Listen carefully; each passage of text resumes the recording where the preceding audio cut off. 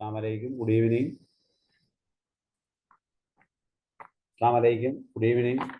Good evening, sir. Walaikum Assalam. Good evening. நேற்று ஒப்படை சம்பந்தமாக ஒரு இதொன்று தந்தேன். நிறைய விஷயங்கள் அதை நோட் பண்ணி கொண்டிருக்க மாட்டீங்கன்னு நினைக்கிறேன். சின்ன சின்ன நோட் ஒன்று எடுத்துக்கொள்ளுங்களா? ஒரு ஒரு குயிக்கா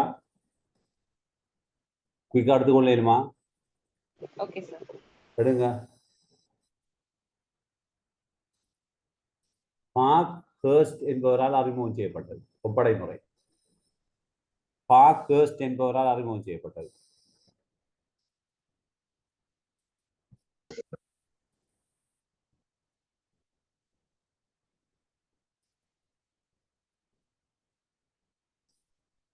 பார்க் ஹர்ஸ்ட் என்பவரால் அறிமுகம் செய்யப்பட்டது.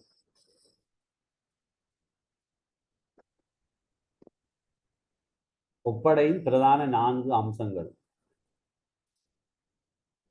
ஒப்படையின் பிரதான 4 அம்சங்கள்.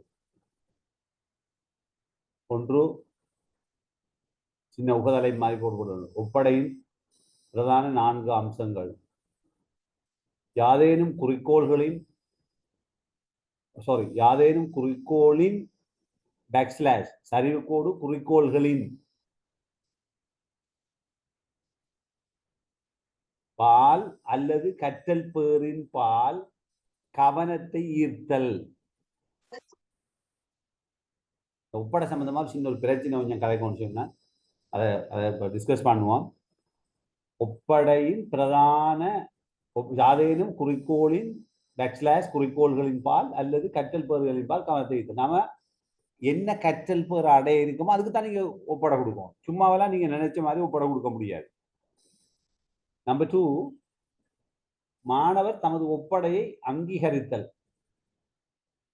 மாணவர் தமது ஒப்படையை அங்கீகரித்தல்.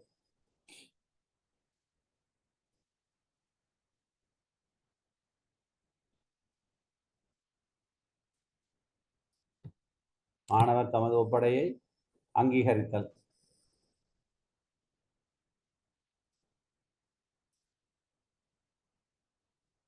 அப்போ மாணவர் என்ன ஏற்றுக்கொள்ளணும். நம்மளோட ஒப்படைய என்னங்கிறதை ஏற்றுக்கொள்ள வேண்டும். மாணவர் என்ன ஏற்றுக்கொள்ள வேண்டும். மாணவர் என்ன செய்ய வேணும்? ஏற்றுக்கொள்ள வேண்டும். அடுத்தது 3வது விடயம், ஆசிரியர் உத்தேச விளைவின்பால் மாணவரை வழிப்படுத்தல் வேண்டும்.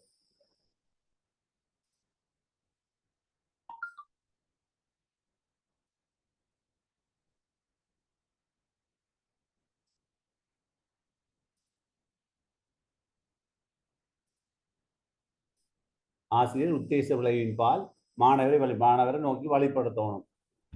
4வது மாணவர்களை செயல் ரீதியில் கற்றலில் ஈடுபடுத்தல். மாணவர்களை செயல் ரீதியில் கற்றலில் ஈடுபடுதல்.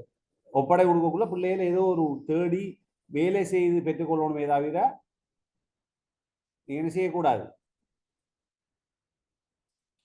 வெறுமனை பார்த்தெழுதுவதாமே கூட நான் அந்த விஷயங்களை கொஞ்சம் கதைப்போம். ஒப்பட விஷயங்களை விரைவாக அடுத்த தலைப்பு போட்டுக்கொள்ளுங்க. ஒப்படை முறையை பயன்படுத்துகையில் கவனம் செலுத்த வேண்டிய விடயங்கள். நேற்று காய்ச்சது ஒப்படை முறையை பயன்படுத்துகையில் கவனம் செலுத்த வேண்டிய விடயங்கள்.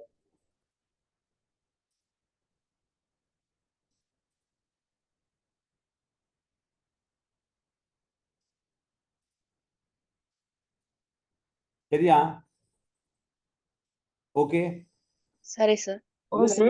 நீங்க சொன்ன விஷயங்கள் தான், வேற எதுவும் இல்லை. கொஞ்சம் ஒரு நோட் ஒன்று தந்துருந்தா ஈஸியா இருக்கு. பாருங்க, ஒப்படை முதலாவது தெளிவானதாகவும் நடைமுறைப்படுத்தக்கூடியதாகவும் இருத்தல் வேண்டும். தெளிவானதாகவும் நடைமுறைப்படுத்தக்கூடியதாகவும் இருத்தல் வேண்டும். தெளிவானதாகவும் நடைமுறைப்படுத்தக்கூடியதாகவும் இருத்தல் வேண்டும். 2, அப்ப இதுல இது தானா வழங்கிக் கொள்ளலாம். மாணவர்களுக்கு வழங்குற ஒப்படை தெளிவா இருக்கணும். என்னடா சில நேரம் கொடுக்குற கேள்விகள் அடுத்த தரம் வாசிக்குள்ள கொடுத்த ஆசிரியருக்கே விளங்காது. அப்படி நிலை இருந்திருக்கிறது.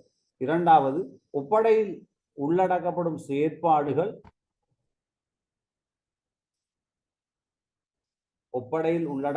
செயற்பாடுகள் எளிமையானவற்றிலிருந்து சிக்கலானதை நோக்கி செல்லும் வகையில் திட்டமிடப்படல் வேண்டும். ஒப்படையில் உள்ளடக்கப்படும் செயற்பாடுகள் எளிமையானவற்றிலிருந்து சிக்கலானவற்றுக்கு இட்டு செல்லும் வகையில் திட்டமிடப்படல் வேண்டும்.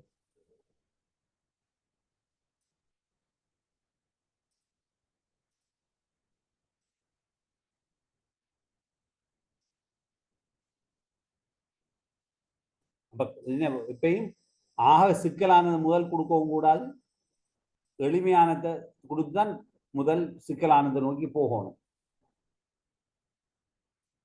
கட்டாயமாக முக்கியமா நீங்க கருத்துல கொள்ள வேண்டிய விஷயம், அதை நான் சொல்லிட்டு பிறகு எழுதி கொள்ளுங்க. என்னடா 3வது கொஞ்சம் விளங்கிக் கொள்வோம். மாணவர்கள்ல ஏற்கனவே இருக்கிற அறிவை, ஒரு குறித்த விடயம் தொடர்பாக இருக்கிற அறிவை இப்போ புதிதாக மாணவர் தேட போன்ற பாட அலகோட என்ன பாட அலையில் ஒப்படை வழங்கப்படுகிறதோ அதோட தொடர்படுத்திக் கொள்ள வேண்டும். வெளிக்கொள்ளுங்க. முன்னறிவுடனும் பாட அலகுடனும் நன்கு பொருந்தி அமைதல் வேண்டும்.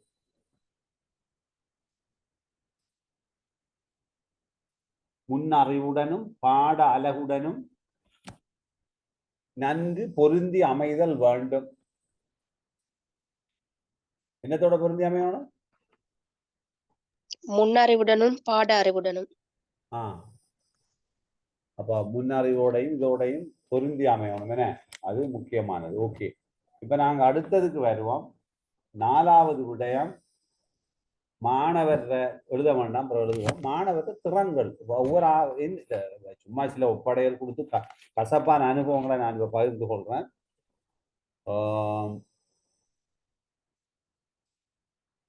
என்னன்னா, ஒப்படையை கொடுத்து மாணவர்கிட்ட என்ன திறன் இருக்கோ அந்த திறனுக்கு ஒத்து போகக்கூடியதாக இது அமைகிறது முக்கியம். மாணவர் திறனுக்கு அப்ப அதை எழுதிக்கொள்ளுங்க.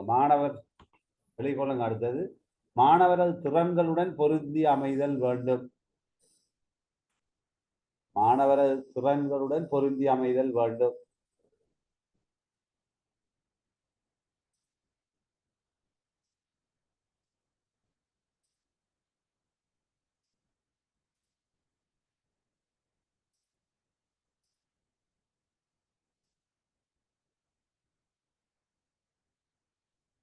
5வது விடயம் நீங்க கவனிச்சு கொள்ளுங்க. ஒரு ஒப்படையை வழங்கினோம், மாணவர் இது என்ன முக்கியத்துவம்ன்றதை உணர்ந்து கொள்ளணும். இது முக்கியமானதுதான்ங்கிறத உணராம ஒப்படை ஒன்றை வழங்க வலிக்கிறார். சும்மா அதை இதுக்கு கொடுக்குறது. நாம அதை ப்ராக்டிக்கலா கொஞ்சம் விஷயங்களை கடைசியில் கதைச்சு கொள்வோம். ஒப்படைகிற முக்கியத்துவத்தை மாணவர் உணராம என்ன நோக்கத்துக்காக கொடுக்குறங்கிறது டீச்சருக்கே தெரியாது. வீட்டில் மின் விரயத்தை குறைக்கும் வழிமுறைகளை சின்ன வகுப்பு கொடுத்திருக்கிறோம், 6ஆம் வகுப்பு. வழிமுறைகளை தொகுத்து வழங்குக. இது எப்படி ஒப்படையா இருக்கு? வீட்டுல மின் விரயத்தை மின் வீண் விரயம் ஏற்படுவதை தவிர்ப்பதற்குரிய வழிமுறைகளை மாணவர்கள் செயற்பாட்டில் ஈடுபட்டு பார்த்து என்னென்ன நடக்குது, எப்படி விரயமாகுதுங்கிறத கொஞ்சம் சிந்திச்சு ஒரு ஒப்படை ஒன்று சமர்ப்பிக்கணும். இது பிரயோசனமானதா இல்லையா? பலனுடையதா இல்லையா? பலனுடையது. அப்படியான ஒப்படை நான் கொஞ்சம் கதைக்கிறேன் அது சம்பந்தமாக. அப்ப மாணவர்கள் ஒப்படைகிற முக்கியத்துவத்தை மாணவர் உணர்ந்து கொள்ளத்தக்கதாக இருத்தல் வேண்டும். ஒப்படைகிற முக்கியத்துவத்தை மாணவர்கள் உணர்ந்து கொள்ளத்தக்கதாக இருத்தல் வேண்டும்.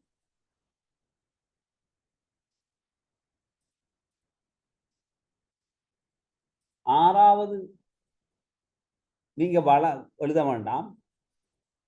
நீங்க வழங்குற ஒப்படை நீங்க கொடுத்த காலத்துக்குள்ள முடிக்கக்கூடியதா இருக்க வேண்டும். 50 பக்கத்தை எழுத சொல்லி 3 நாள்ல தாங்கன்னு சொல்றேன். 50 பக்கம் எழுத கொடுக்க கூடாது, அது வேற விஷயம், அதுக்கு வருவோம் நான். எனவே குறித்த நேர வரையறைக்குள் முடிக்கத்தக்கதாக இருத்தல் வேண்டும்.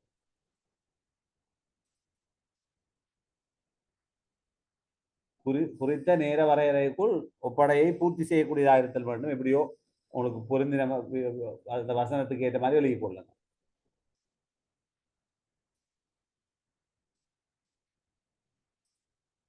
அடுத்தபடி என்னன்னு, 7வது விஷயம், மாணவர்களுக்கு நீங்க கொடுக்குற ஒப்படையால மாணவர்கள் கற்றல் பல்வகமை ஏற்படுகிறது. ஒப்படை முறை, குழு முறை, சிந்தனை கிளறல் முறை, பிரச்சினை தீர்த்தல் முறை, விசாரணை முறை என்று நிறைய முறைகளை கழிச்சு கொண்டு வரோம். எனவே இது ஒரு பல்வகைமையை ஏற்படுத்தத்தக்க முறையாக காணப்படுகிறது ஒப்படை முறை. எனவே எழுதிக் கொள்ளுங்க. மாணவரது ஆர்வத்தை தூண்டி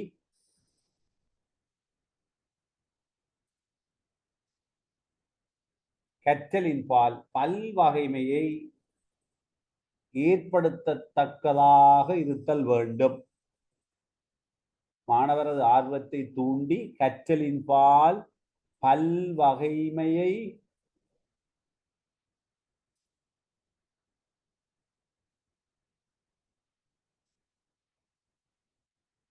ஏற்படுத்தத்தக்கதாக இருத்தல் வேண்டும்.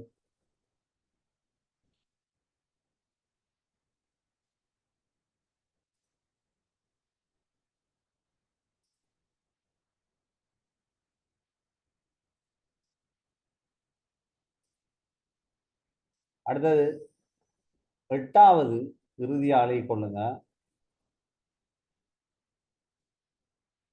இப்ப மாணவர்களுக்கு ஏதாவது ஒப்படைகள்ல தடைகள் ஏற்படுமாக இருந்தால், மாணவர்களுக்கு சிக்கல் வருமா, அந்த ஒப்படையை கொடுத்துட்டு தடைகள் ஏற்படுமாக இருந்தால்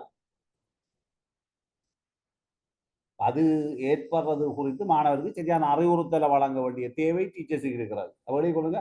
தடைகள் இடைஞ்சல்கள் ஏற்பட இடமுண்டாயின்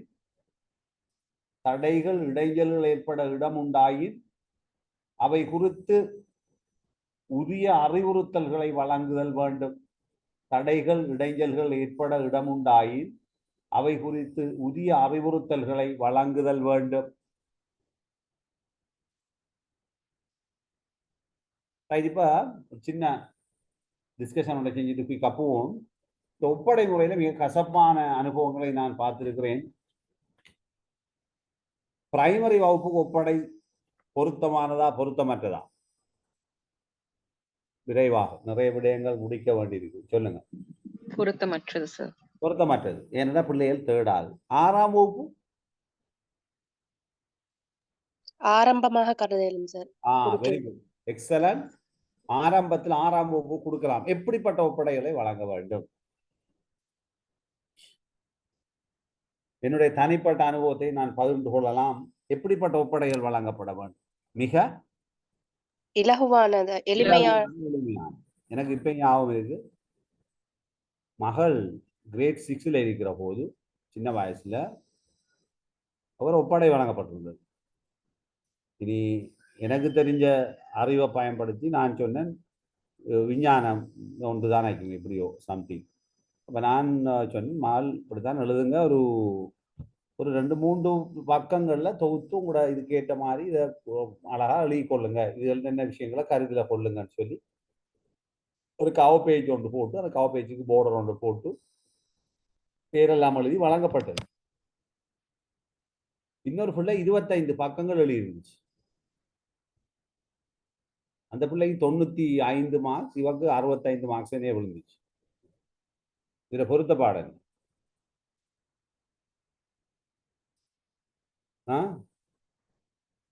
இந்த டீச்சர் என்ன உங்களோட கருத்து என்ன இது சம்பந்தமாக? உங்களுடைய கருத்து என்ன? டீச்சர் வந்து எத்தனை பேஜ் கேட்கணும் ஃபர்ஸ்ட்டுக்கு வரையறது சொல்லிக்கணும் சார். Very good. ஒன்று. மற்றது அதை சுயமாகவே செய்யணும்னு சொல்லிக்கணும். ரைட், சுயமாக செய்யணும். ஓகே, பெற்றோர உதவியை எடுத்துக்கொள்ளலாம், பட் இதுல பிளானிங் எல்லாம் நீங்க கூடுதலா நீங்க உங்களோட இன்வால்வ்மெண்ட். Very good. ரைட். வேற டீச்சர் சொல்லுங்க. ஹசானா சொல்லுங்க. சார் தலைப்புக்கேற்ப பொருத்தப்பாடுடையதாக இருக்கணும். அளவுக்கு அதிகமான தகவல்களை நாங்க கொடுக்க வேண்டிய அவசியம் இல்லை. இப்ப ஒரு ஒப்படையை கொடுக்குற நேரம் 250 பக்கம் எழுதலாம், 2 பக்கம் எழுதலாம், 10 பக்கம் எழுதலாம், 100 பக்கம் எழுதலாம். ஒரு PhD ஹோல்டருக்கு ஒரு ஒப்படை கொடுத்தால் அதே ஒப்படை அவர் 250 பக்கத்துக்கு எழுதலாம். ஏற்றுக்கொள்றீங்களா? அதனால 6ஆம் வகுப்பு பிள்ளைகள் ஒப்படைகளை நீங்க சொன்னதை போல தாமாகவே செய்வதற்கு நீங்கள் வழிப்படுத்தக்கூடிய அந்த ஒப்படை அமையணும். இது எந்த அளவுக்கு இந்த ஒப்படைகள் கூடுதலா வீட்டுல யாரு செய்யறாங்க? யார் செய்யறாங்க? பெற்றோர் செய்யறாங்க. இதுதான் இதுல பெரிய குறையான விஷயம். ஓகே, இப்ப அடுத்ததுக்கு வருவோம். இதுவளவு நான் சொன்ன விஷயம் கவனத்தில் கொள்ளுங்க. இப்ப அடுத்த தலைப்பொண்டை போட்டு கொள்ளுங்க. கற்றல் கற்பித்தல் செயல்முறையின் போது தலைப்பு கற்றல் கற்பித்தல் செயல்முறையின் போது பாட உள்ளடக்கத்தின் தன்மைக்கேற்ப கற்றல் கற்பித்தல் செயல்முறையின் போது பாட உள்ளடக்கத்தின் தன்மைக்கேற்ப பயன்படுத்தத்தக்க சில ஒப்படை வகைகள்.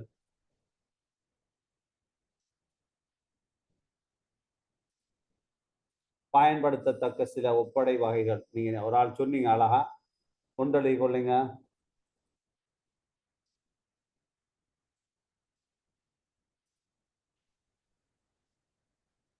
விதந்துரைக்கப்பட்ட நூல்களின்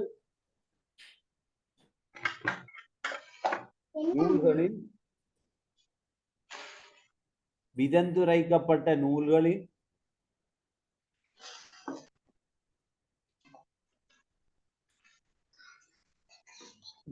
விதந்துரைக்கப்பட்ட நூல்கள் போடுங்க. விதந்துரைக்கப்பட்ட நூல்கள், அது என்ன விதந்துரைக்கப்பட்ட நூல்கள் என்றால் என்ன? விதந்துரைக்கப்பட்ட நூல்கள் என்றால் என்ன? சிபாரிசு செய்யப்பட்ட நூல்கள். Recommended books.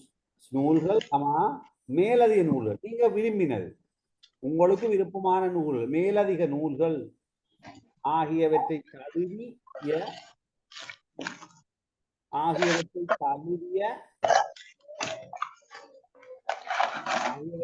தழுவிய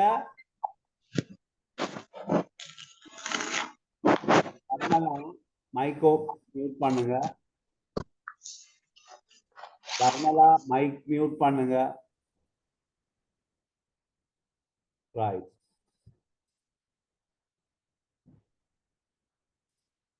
ஆகியவற்றை தழுவிய பகுதிகள் அல்லது பக்கங்கள் சார்ந்த ஒப்படைகள். அப்ப நூல் ஒன்று அடிப்படையாக கொண்ட ஒப்படை.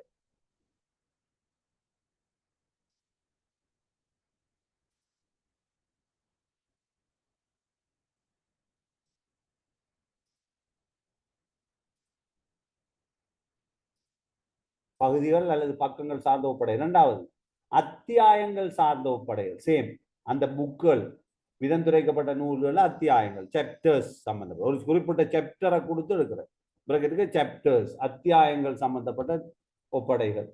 நூல்கள்ல அத்தியாயங்கள் சாப்டர் 1 சாப்டர் 2 சாப்டர் 3 ரெண்டாவது சாப்டரை பேஸ் பண்ணி கொடுக்கலாம். அப்படி மூன்றாவது பயிற்சிகள் சார்ந்த ஒப்படைகள், அது வளமையா நீங்க கொடுக்குற கணிதம் மொழி போன்ற பாடங்களுக்கு, கணிதம் மொழி பாடங்களுக்கு பயிற்சிகள் சார்ந்த ஒப்படைகள் கொடுப்பீங்க. நாங்க இருக்கோம் கணித புத்தகத்தை எடுத்தா பயிற்சிகள் இருக்கும். ரைட்.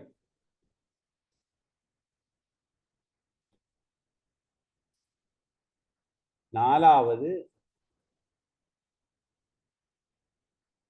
தலைப்புகள் சார்ந்த ஒப்படைகள்.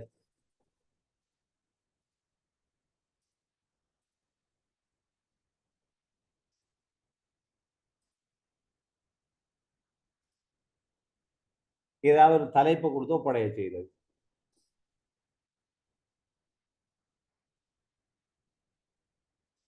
ஏதாவது ஒரு தலைப்பை கொடுத்து ஒப்படைகளை செய்தது.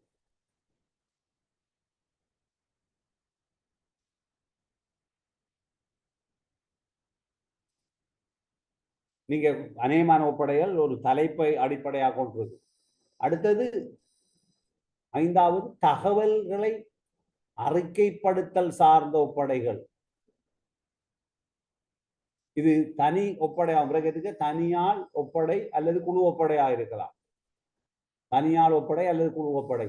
தகவல்களை நிறைய தகவல்களை செய்யறதுக்கு ஒரு ஒரு ரிவ்யூ மாதிரி செய்யறது.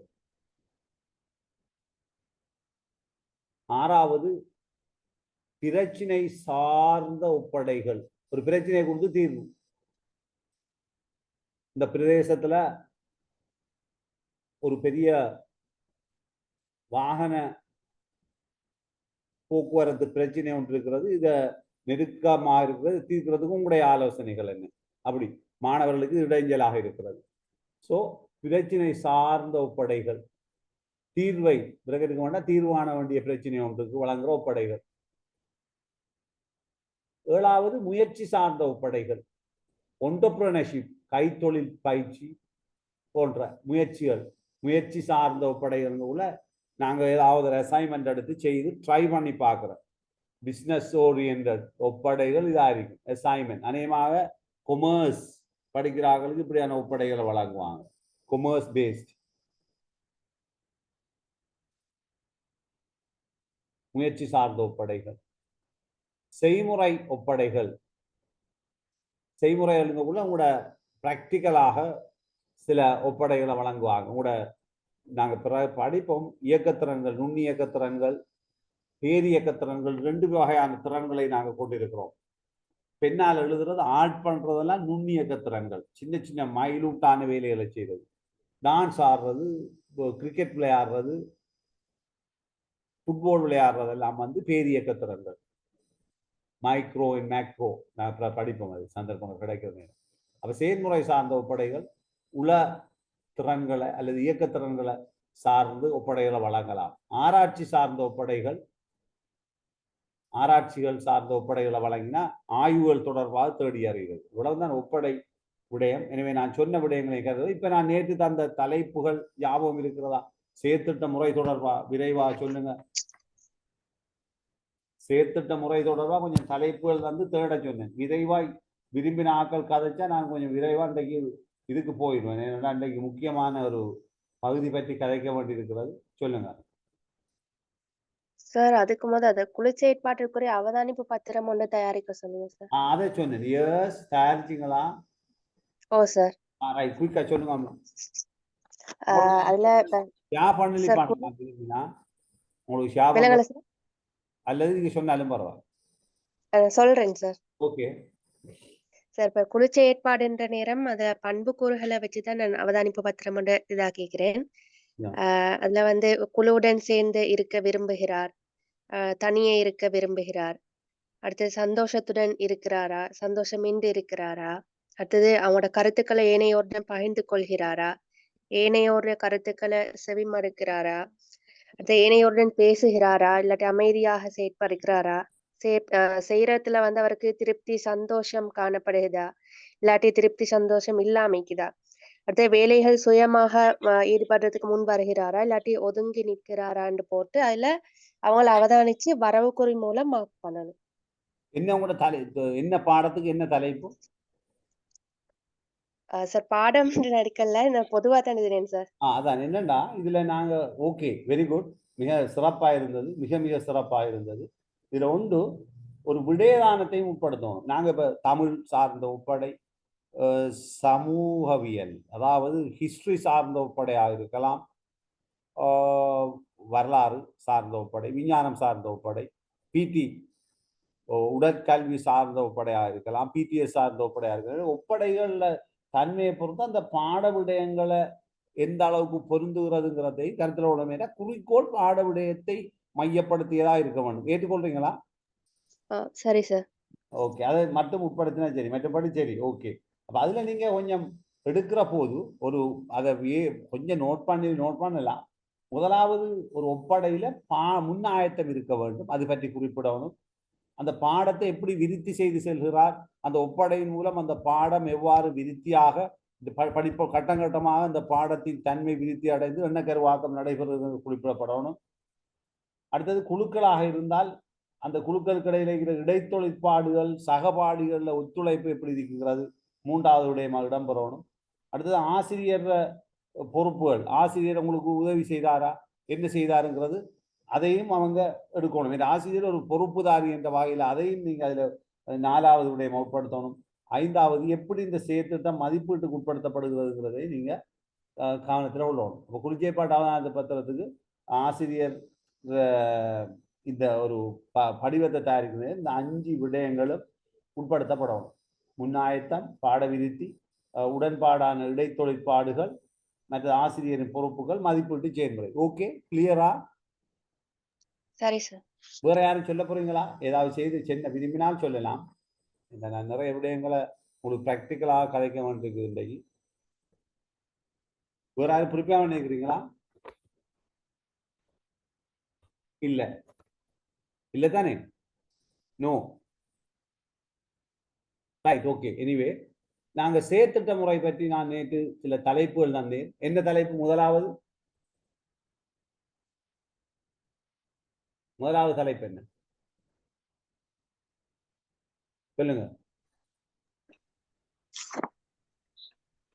முதலாவது கேட்ட கேள்வி எழுதிக்கொண்டீங்களா யாராவது? இலங்கை பாடசாலையில் தற்போது நடைமுறையில் உள்ள ஒப்படை முறையின் பிரயோகத்தை விமர்சன ரீதியாக ஆராய்வு. அது ஒப்படை ரீதியில் அதான் நான் இப்ப விமர்சனம் டிஸ்கஸ் பண்ணிட்டேன். இதுல உள்ள பாசிட்டிவ் நெகட்டிவ் தான் நீங்க கூட கதைக்கணும். யாராவது சொன்னா சொல்லுங்க. இன்னும் கொஞ்சம் பாசிட்டிவ் நெகட்டிவ் ரெண்டையும். விமர்சனம்ங்கிற criticism. The criticism must be in both way. The pros and cons both. சொல்லுங்க விரைவா. சார் ஒப்படை முறையிலையா? அதான தலைப்பு. இலங்கையில நடைமுறை முறையில இருக்கிற என்ன விமர்சன ரீதியா, அதுல வலிவுகள் நலிவுகளை விமர்சன ரீதியா ஆராய வேண்டும். சார் இப்ப இந்த ஒப்படை முறைக்குள்ளே மாணவர்களோட வித்தியாசமான ஒரு ஆளுமை திறனை பரீட்சிக்க கூடிய ஒன்றாதான் காணப்படுது. ஆனா இலங்கையில பார்த்தோம்னு சொன்னா எக்ஸாம் சிஸ்டம் தானே காணப்படுது. அதை வச்சுதான் பிள்ளைகளோட எல்லா மதிப்பீடுமே செய்யப்படுற. அப்ப அந்த நேரத்துல இந்த ஒப்படை ஒரு முறை ஒன்று எப்படி சாத்தியப்படும்? அவங்களோட அத வாழ்க்கையில ஏதாவது ஒரு பயன் சொன்னா அது இல்லைன்ற மாதிரிதான் ஈக்குது ஆளுமையா விருத்தி செய்யுதானா அவங்களுக்கு அது தொழில் ரீதியா ஏதோ ஒன்றுக்கு அது எப்படி உதவுறன்றது ஆனா கேள்விக்குறியா இருக்கு. அப்படி இல்லை. வாழ்க்கையில ஒப்படைதான் ஒரு மாணவனுடைய நிறைய விடயங்களை ஒரு நூல்ல இருக்கிற விடயத்தை எக்ஸ்ட்ராக்ட் பண்றதுக்கு பயிற்சிகள் செய்து அதுல ஒப்படை. நாம நினைக்க கூட என்னண்டா நீங்க ஏன் இந்த பதில் சொன்னீங்கன்றது எனக்கு தெளிவா இருக்கிறது. நீங்க நினைக்கிற எழுதி கொடுக்குற ஒப்படைன்றது மாத்திர கருத்து கொண்டு சொல்றீங்க நீங்க. அப்படியா? ஓ சார், எங்களுக்கு தெரிஞ்சது அந்த ஒப்படை முறை. அதுக்காக தான் ஒப்படையில வகைகள் தந்தேன். உதாரணமாக பயிற்சிகள் சார்ந்த ஒப்படை ஓகே, பட் தகவல்களை தேடி அறிகிற இப்ப சொல்றாங்க ஊர்ல பரவலா சொல்றாங்க உங்களோட பிரதேசத்துல கூடுதலாக நுளம்புகள் பரவுறதுக்கு நீர்கள் தேங்கி நிற்கக்கூடிய ஏரியாவில் வீட்டில் மக்கள் வச்சிருக்கிறாங்க. இப்போ அங்கே ஒரு ஒப்படை கொடுக்குறீங்க, அது உண்மையா எவ்வாறானது இந்த தேடிட்டு வாங்க. இப்போ பிள்ளைகள் போய் விசிட் பண்ணி செயற்பட்டு அதை தொகுத்து அறிக்கை சமர்ப்பிக்கிறாங்க. இதுல பிள்ளைகளுக்கு நட்டமா லாபமா? அமீரா, அதுல அவங்க என்ன தீர்வையும் வைக்கணும் இதுக்கு என்னன்னு. அப்ப முதலாவது இருக்கிற நிலைமையை ஆராய்கிறது 2வது பகுதி, அதற்கான தீர்வுகளை முன்வைக்கிறது. இப்ப இதுல பிள்ளைகள் நிறைய கற்றுக்கொள்வார்களா இல்லையா? கற்றுக்கொள்வாங்க சார். அப்ப அது அது இல்லை. இங்க நான் சொன்னேன்னா இந்த உங்களுக்கு அந்த நீங்க சொன்னது சரி, அதுவும் ஒரு சிக்கல் தான். ஏனென்றால் எழுத்து மூலமான ஒப்படைகளுக்கு தான் அந்த பிரச்சனை இருக்குது. சரிதானே? பிரச்சனை சார்ந்த ஒப்படைகளோ, தகவல் தேடுற ஒப்படைகளோ, செய்முறை ஒப்படைகளோ அல்லது ஆராய்ச்சி சார்ந்த ஒப்படைகள் எல்லாமே விசித்திரமான வித்தியாசமான பல தகவல்களை தேடி அறிகின்ற ஒப்படைகளாக வகுப்புகளில் வழங்கப்படுறதால மாணவர் நீங்க நினைக்க வேண்டாம் அசைன்மெண்ட்ஸுங்கிறது ஒரு கம்பெனி உங்களுக்கு இதுவுமே ஒப்படை தான். என்ன உங்களோட பிரின்சிபல் உங்களை கூப்பிட்டு சொல்றாரு, உங்களுக்கு அசைன்மெண்ட் தாரேன், ஒப்படை உண்டு. என்னண்டா இந்த மாணவர்கள் அடைவு கடந்த காலங்கள்ல மிக குறைவாக இருக்கிறது தமிழ் பாடத்துல. அப்ப நீங்க இப்போ ஒரு அசைன்மெண்ட் ஒன்று தாரு, இந்த தமிழ் பாட அடைவை மேம்படுத்துறதுக்காக விருத்தி செய்யறதுக்காக நீங்க எவ்வாறான ஒரு ஸ்ட்ராட்டஜியை கையாளலாம்ன்ற ஒரு ஒப்படையை ஒன்று சமைப்பீங்க. அசைன்மெண்ட் அதை சொல்ல அசைன்மெண்ட்ஸ் சொல்லி அது. அப்ப நீங்க மிக திட்டமிட்டு உங்களோட பிரெயின் பவரை பாவிச்சு மாணவர்கள் என்னென்ன பிரச்சனை இனம் கண்டு ஸ்ட்ராட்டஜிகளை திட்டமிட்டு மாணவர்களை ஏன் தமிழ்ல இவங்க வெறுப்பாக இருக்கிறாங்க, தமிழ் பாடத்தை இலகுவாக கற்பிக்கக்கூடிய வழிமுறைகள் என்னென்று ஒரு பெரிய ஒரு சின்ன ஒரு ஒப்படை ஒன்றை கொடுக்குறீங்க. இதுவும் ஒரு ஒப்படை தான். பிறகு அது சேர்த்திட்ட வடிவம் பெற்று சேர்த்திட்டமாக்கப்பட்டு அது நடைமுறைப்படுத்தப்பட்டு பிரச்சனை தீர்க்கப்படும். விளங்கிட்டாப்ப ஒப்படை முறையின் பின்னர் அது சேர்த்திட்டமாக இருக்கலாம் அல்லது சேர்த்திட்டத்தினுடைய ஒரு பகுதியாகவும் ஒப்படை இருக்கலாம். கிளியரா? ஓ சார். எனவே நான் சொன்னேன் என்னண்டா ஒரு திட்டமிடாத ஒப்படை ஒரு சதத்துக்கும் பிரயோசனமற்ற ஒப்படைகளை வழங்குகிறார். மாணவர்களுக்கு வழங்குகின்ற ஒப்படைகள் மூலம் கற்றல் இடம்பெறுவதில்லை. மாணவர்கள் ஏதோ 2 படங்களை இலங்கையில் இருக்கிற பன்சலைகள்ல 4 படத்தை ஒட்டிக்காங்க, ஒப்படையாது.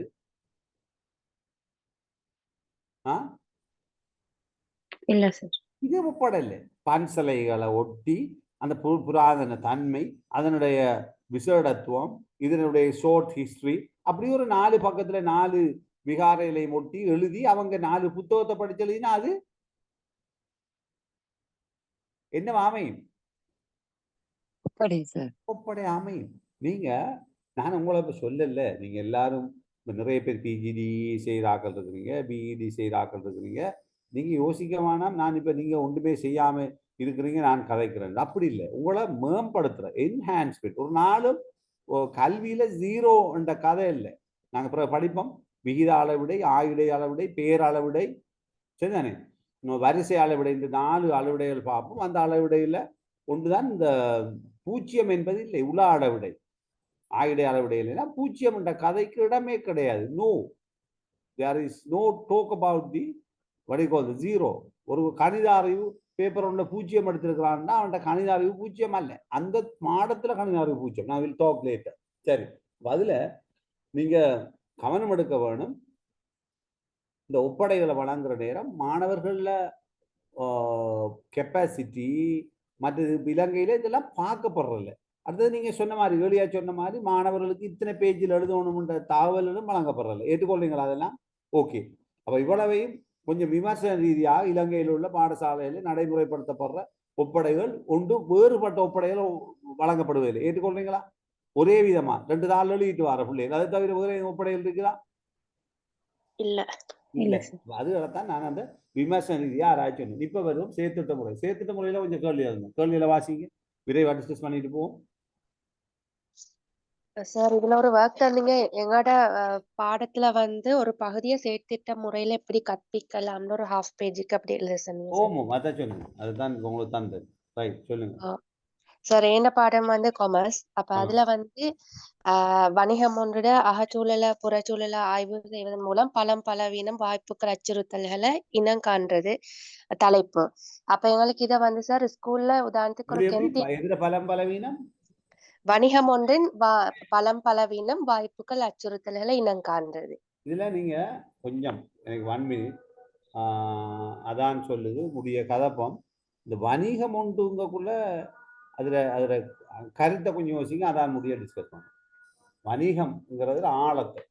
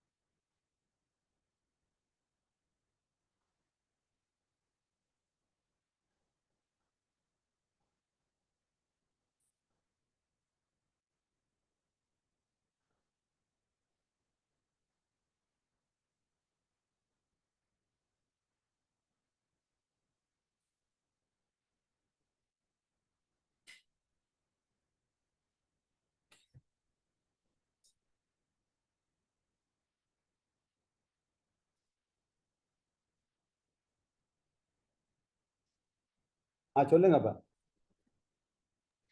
சார் வணிகம். இங்க வணிகம்ன்றக்குள்ள சார் இப்ப மனிதன் தேவை விருப்பத்தை பூர்த்தி கொள்றதுக்கு பொருட்கள் சேவையில உற்பத்தி செய்யற நடவடிக்கை, விநியோகம் செய்யற நடவடிக்கை எல்லாம் வணிகம்னு தான் வரும். அந்த வணிகத்துல இப்ப அப்ப நீங்க ஒரு டிஃபைன் பண்ணணும். வணிகம்ங்கிறது ஒரு தொழிற்சாலையில வலிவு நலிவுகளா, ஸ்ட்ரென்த் அண்ட் வீக்னஸா, சோட்டை பத்தி எனக்கு வழங்கும். நான் இப்ப ஸ்கூல் கேன்டீனை வச்சு பிள்ளைகளுக்கு இதை பிராக்டிக்கலா செய்ய வைக்க சொல்லணும் என்னண்டா, பாடசாலையில் உள்ள ஒரு வர்த்தக ஒரு வணிக நிறுவனமாக கருதக்கூடிய என்னது வடிகோல் போசன சாலை, என்னது தமிழ்ல சிற்றுண்டி சாலை. சிற்றுண்டி சாலையினுடைய என்ன சிற்றுண்டி சாலையிட அகச்சூழல் புறச்சூழல ஆய்வு செய்து ஸ்வட் பகுப்பாய்வு அத ஆய்வு செய்து அந்த சிற்றுண்டி சாலையிட பலம் பலவீனம் வாய்ப்புகள் அச்சுறுத்தல்களை இனங்கண்டு ஒரு அந்த விருத்தி செய்வதற்கான நடவடிக்கைகளை மேற்கொள்ளல். ஓகே ரைட், அதுவும் ஒரு செயற்திட்டம் தான். ஓகே, நாங்கள் அதை பார்ப்போம். சரி ரைட், விருத்தி செய்வதற்கான நடவடிக்கைகளை பார்க்குறோம். ரைட், இப்போ அது ஓகே. அப்போ நீங்கள் அது அந்த கான்செப்டில் செய்ய போகிறீங்க. அதில் உள்ள உண்மையிலே அது ஒரு முக்கியமான செயற்திட்டம் என்னென்னா, ஒரு பாடசாலை கேன்டீன் ஒரு முறையானதாக இருக்கணும் பிள்ளைகளுக்கு.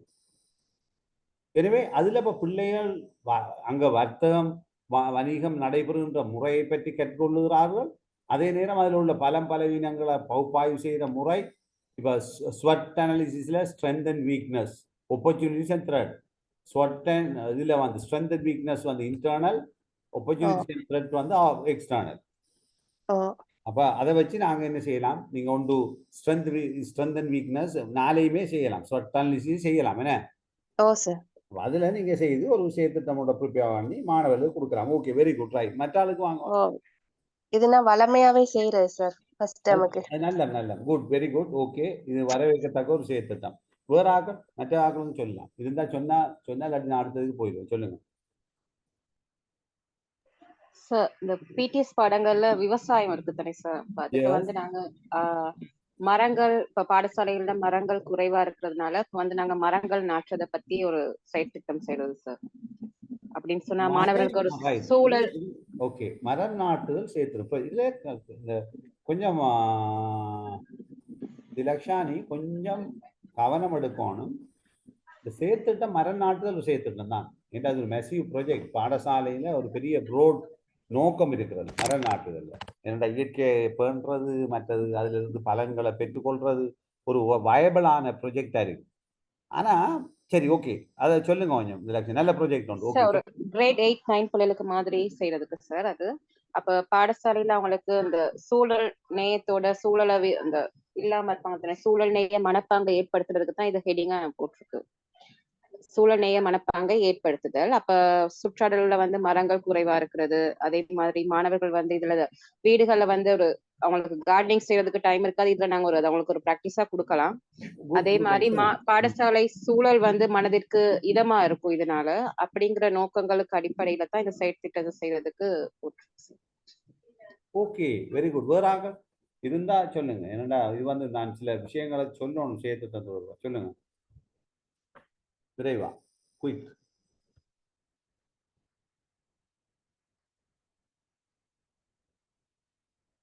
விரைவா சொல்லுங்க. இல்லையா ஒருத்தர்? ஓகே, நான் அப்ப சொல்றேன். இந்த செயற்திட்டங்கள்ல கொஞ்சம் கவனிச்சு கொள்ளுங்க. நிறைய பேர் பெரிய வீக் பாயிண்ட் தான் ஒரு முன்னுக்கு ஒரு சித்திரம் ஒன்றை வரைகிறது. சேர்த்துட்டமா அது சுவர ஓவியம் ஒன்றை வரைஞ்சிட்டு போறது சேர்த்துட்டமா? இல்ல, அது பாடசாலை அழகுபடுத்தல். அது சும்மா பாடசாலையை முழுமையா அழகுபடுத்தி அதை தொடர்ந்து மெயின்டைன் பண்றதுக்கான ஒரு திட்டத்தை வகுக்கிறது சேர்த்துட்டமாமே. பட் சும்மா வெறுமனே ஒரு சுவர்ல படத்தை கீறி போட்டு போறது, அல்லது இப்ப ஒரு புதுசா ஒரு சேர்த்துட்டங்களை செய்யறாங்க, பேனர் ஒன்றை பிரிண்ட் பண்ணி கொடுத்துட்டு போறது ஸ்கூலுக்கு. அது ஒரு சேர்த்துட்டம் அமையுமா? பேனர் ஒன்று கீறி கொடுக்கறது, இந்த பிரிண்ட் பண்ணி கொடுக்கறது சேர்த்துட்டமா? இல்ல. இந்த சேர்த்திட்டம் செய்தால் அதுல குறிக்கோள் இருக்க வேண்டும். அது நீண்ட கால போக்குல பாடசாலைக்கு பயனுடையதா இருக்க வேண்டும். அல்லது அந்த செயற்திட்டத்தின் விளைவாக அந்த பாடசாலை பெரும் ஒரு நன்மையை அனுபவிக்க வேண்டும். ரைட், இப்போ நீங்க நோட் பண்ணிக்கொள்ளுங்க. மற்றாக்களாரும் இருந்தா எனக்கு சொல்லலாம், இன்ட்ராப்ட் பண்ணி இப்படி ஒன்று இருக்கிறாங்க. இப்போ வெளிக்கொள்ளுங்க.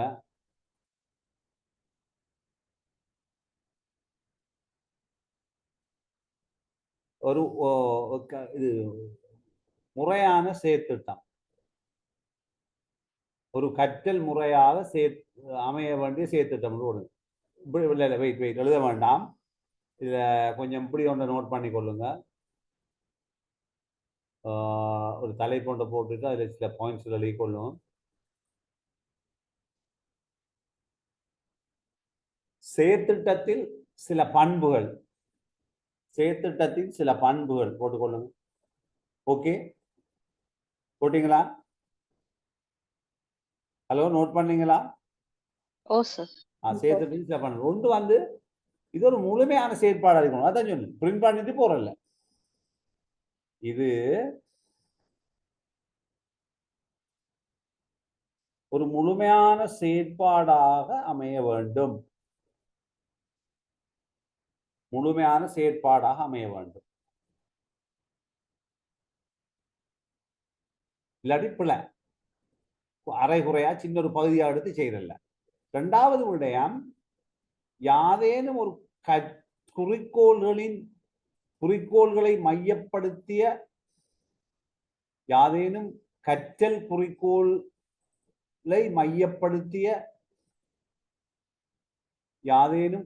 குறிக்கோளை மையப்படுத்திய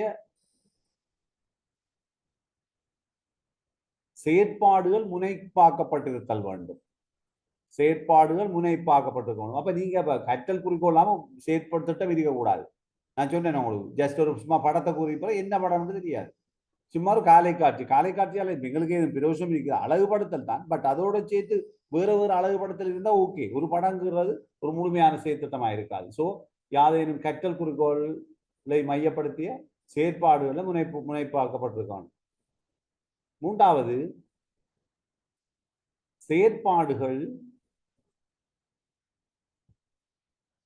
அர்த்தமுள்ளதாக இருத்தல் வேண்டும். செயற்பாடுகள் அர்த்தமுள்ளதாக, சும்மா அர்த்தமில்லாத செயற்பாடுகளா இருக்கக்கூடாது. என்ன செயற்பாடு இருக்க வேணும்? என்ன செயற்பாடு? அர்த்தமுள்ள செயற்பாடாக இருக்க வேண்டும். அதுல கவனம் செலுத்திக் கொள்ளுங்க. சார், இப்ப அந்த பாடத்தோட தொடர்புடைய படங்கள் கீறதும் செயற்பாடு எடுக்கலவா சார்? இருக்கலாம், அதுதான் சொன்னேன். பட் அதுல பிள்ளைகளுக்கு கற்றல் இடம்பெற வேண்டும். பட் ஒரே ஒரு படத்தை மாத்திரம் கீறிட்டா ஒரு செயற்திட்டமா பூர்த்தி அடைந்து செல்ல வேண்டாம். ஏன்னா அதுல பல விடயங்கள் கொஞ்சம் பரந்துபட்டதா இருக்க வேண்டும். விளங்குதா? இப்ப நாம ஜியோகிராபி சார்ந்த ஒரு இலங்கை படத்தை கீறிட்டு போறது அது மாத்திரம் இல்லையே. விளங்கிட்டா? அதோட தொடர்புடையதா சமூகவியல் சார்ந்த வேறு வேறு வேறு விடயங்களை இப்ப ஒரு இது செய்யறது, சமூக கோட்டு படங்கள் தொடர்பான விஷயங்கள் ஒவ்வொரு சுவர்கள்ல நிறைய இடங்கள்ல அந்த கற்றலோட தொடர்புடைய சில விஷயங்களை அதனோட இணைந்த சில விஷயங்களை ஏற்படுத்தினா ஓகே. நாங்க இப்படி போதைப் பொருள் ஒழிப்புக்கான சித்திரங்கள் அது ஓகே. ஏன்? அது முழுமையான ஒரு கருத்து வெளிப்பாடும் ஒரு நோக்குடையதா இருக்கிறதா இல்லையா? அப்படி கொஞ்சம் யோசிக்கணும், பரந்துபட்டு. அடுத்ததாக என்ன நீங்க அர்த்தமுடையதாக இருத்தல், இயற்கையானவையாக இருத்தல், உயிரோட்டமாக இருத்தல். மற்றது மாணவர் நாலாவது தாமாகவே கற்றல் செயற்பாடுகளை திட்டமிட்டு நடைமுறைப்படுத்தணும்.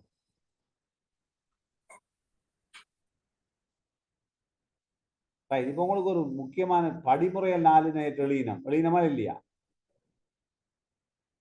4 படிமுறையில் நேற்று எழுதினமா இல்லையா? எழுதணும் சார். என்ன?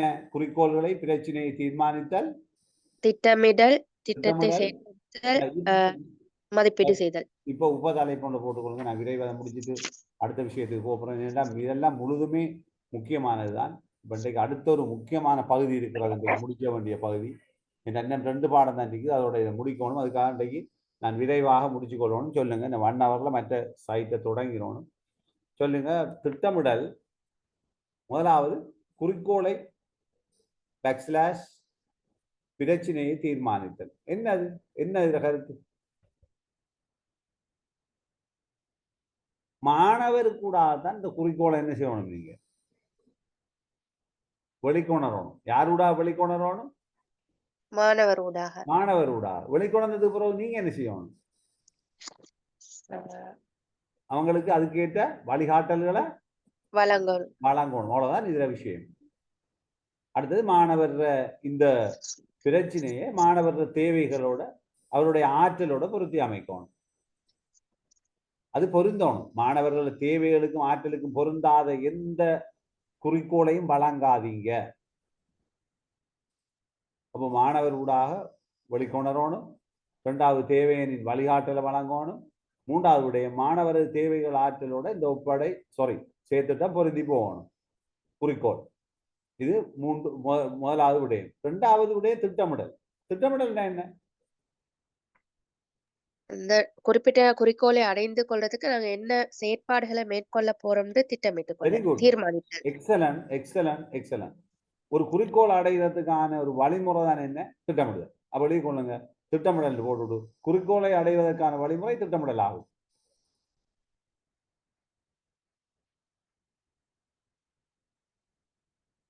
திட்டமிடல் எப்படி மேற்கொள்ளப்படலாம்?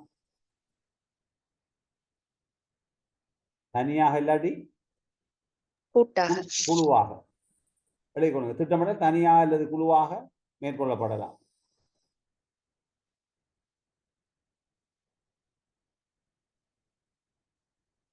இப்ப திட்டமிடல மிக முக்கியமான விடயம் இருக்கிறது. என்ன? ஒரு செயற்திட்டத்துக்கு தேவையான வளங்கள் எவை, அவற்றை பெறும் வழிகள் என்ன, யாரிலிருந்து உதவிகளை பெற்றுக் கொள்ளலாம், எவ்வளவு காலத்துக்குள்ள இதை செய்து முடிக்க வேண்டும், இந்த செயற்திட்டம் எவ்வாறு மதிப்பீடு செய்யப்படுகின்றது விடயங்களை மிக தெளிவாக குறித்து கொள்ள வேண்டும். மிக தெளிவாக குறித்து கொள்ள வேண்டும்.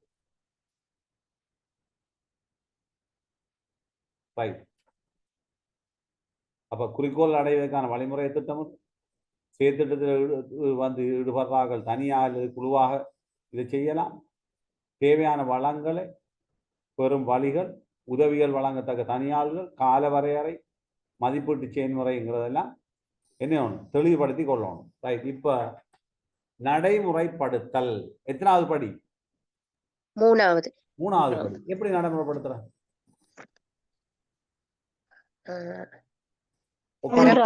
வளங்களை வழிப்படுத்திக் கொள்ளுது. வழிப்படுத்தணும். எல்லாம் நடைமுறைப்படுத்தல வழிப்படுத்தி கண்ட்ரோல் பண்ணி எல்லாம் செய்துட்டு போறதோட ஒப்படைக்கப்பட்ட வேலைகளை என்ன செய்யணும்? நீங்க உரிய நேரத்துல ஒப்படைக்கப்பட்ட வேலைகளை உரிய நேரத்துல நிறைவு செய்து கொள்ளணுமா இல்லையா? நிறைவு செய்து கொள்ளணும். ஒப்படை வேலைகளை நிறைவு செய்தல் வாழ்க்கை. அடுத்தது தேவையான வழிகாட்டலை வழங்கி மேற்பார்வை செய்யணும். நடைமுறைப்படுத்தல முக்கியமானது சூப்பர்வைசன் அல்லது மானிட்டரிங். தேவையான கைடன்ஸும் வேணும். தேவையான வழிகாட்டலை வழங்கி மேற்பார்வை செய்தது. அடுத்தது படிமுறை இறுதியில மதிப்பீடு செய்தல். அல்ல, அது பிறகு மதிப்பீடு. அதுக்கு முதல் பெறுபவர்களை பெற்றுக்கொள்ளணும். என்னென்ன பெறுபவரும் அதெல்லாம் நீங்க பெற்று எழுதி கொள்ளணும் அல்லது தொகுத்து கொள்ளணும். என்ன பெறுபவராக கிடைச்சது தெரியத்தானே வேணும். இறுதியா மதிப்பீடு தான் ஆக முக்கியமானது. என்னண்டா, ஒரு செயற்திட்டத்தின் போது குறிக்கோளோட தன்மைக்கேற்ப என்ன குறிக்கோளை நோக்கமாக கொண்டிருக்கிறீங்களோ அதுக்கேற்ப மதிப்பீடு வேறுபடும். உங்களுடைய செயற்திட்டத்தின் குறிக்கோள்கள் என்னவோ அதற்கேற்ப உங்களுடைய மதிப்பீட்டின் தன்மையும் வேறுபடும். அது முதலாவது மதிப்பீடுல.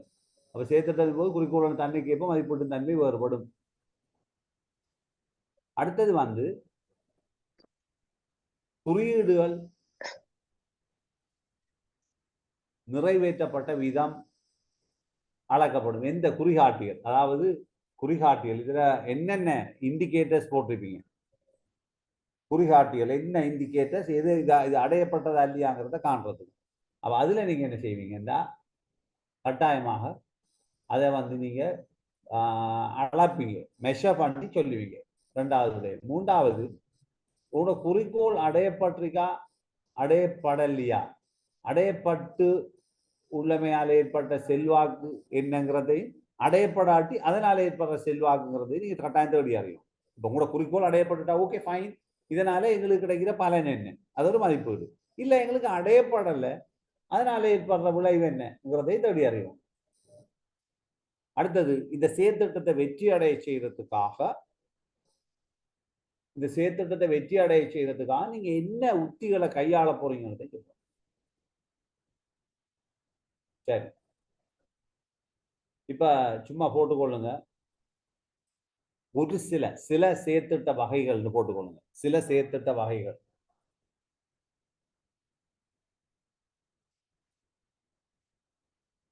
ரைட். ஒன்று ஆக்கச்செய திட்டங்கள், கிரியேட்டிவ் ப்ராஜெக்ட்ஸ், ஆக்கச்செய திட்டங்கள். 2, பொருளாதார பயனுடைய செயல்களில் ஈடுபடும் செயற்திட்டங்கள். நிறைய நாட்டில் அரசாங்கத்தால் மேற்கொள்ளப்படுகின்ற செயற்திட்டங்கள் இது. பொருளாதார பயனுடைய செயல்களில் ஈடுபடும் செயற்திட்டங்கள்.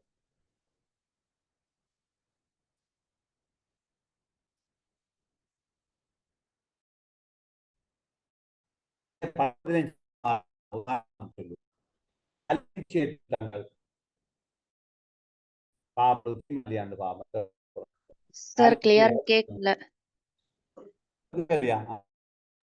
கிளியர் இல்ல சார்.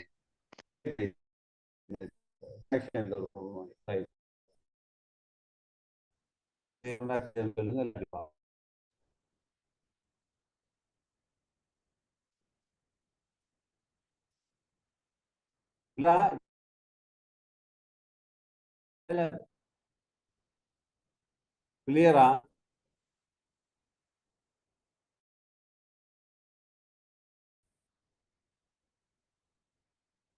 கிளியரா? இப்ப சரி சார். ஓகே.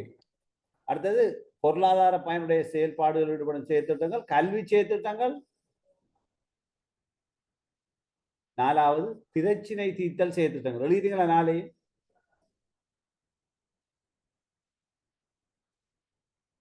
எழுதிட்டீங்களா?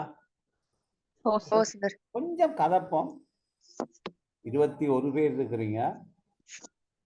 ஆக்கச்செய திட்டங்களுக்கு உதாரணங்கள் சொல்லுங்க. குயிக்கா சொல்லணும். இன்னொரு பகுதியை தொடங்கிறோம். அதுக்காக சொல்லுங்க. ஆக்கச்செய திட்டங்கள். ஒரு சுவரேடு தயாரிப்பு உதாரணம் போட்டுக்கொள்ளுங்க. ஆக்கச்செய திட்டங்கள் போட்டு நேரே இடம் இருந்தா போட்டுக்கொள்ளுங்க. சுவரேடு தயாரிக்கிறது, வால்பேப்பர். அதுல நிறைய தகவல்கள் உள்ளடங்கி ஒரு பெரிய வால்பேப்பர், சின்ன செயற்திட்டம், சின்ன ஆக்களுக்கு கொடுக்கலாம். வால்பேப்பர் சுவரோட ஒன்றை தயாரிச்சு கணக்க தொகுப்புகளை செஞ்சு போடுறது சின்ன செயற்திட்டமா, ஸ்மால்.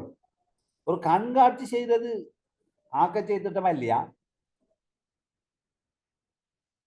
கண்காட்சி. Hello, exhibition. விளையாட்டு சாதனங்களை தயாரிக்கிறது ஆக்க செயற்திட்டங்கள். விளையாட்டு சாதனங்களை தயாரிக்கிறது. விஞ்ஞான அறை ஒன்று அமைக்கிறது, ஆக்டிவிட்டி ரூம். கணித அறை அமைக்கிறது, விவசாய அறை அமைக்கிறது, லாங்குவேஜ் லேப் ஒன்றை உருவாக்குறது, ரீடிங் கோர்னர் ஒன்றை உருவாக்குறது, மாணவர்கள் விளையாடுறதுக்கான ஒரு முற்றம் ஒன்று அமைக்கிறது, மூலிகை தோட்டம் ஒன்று அமைக்கிறது,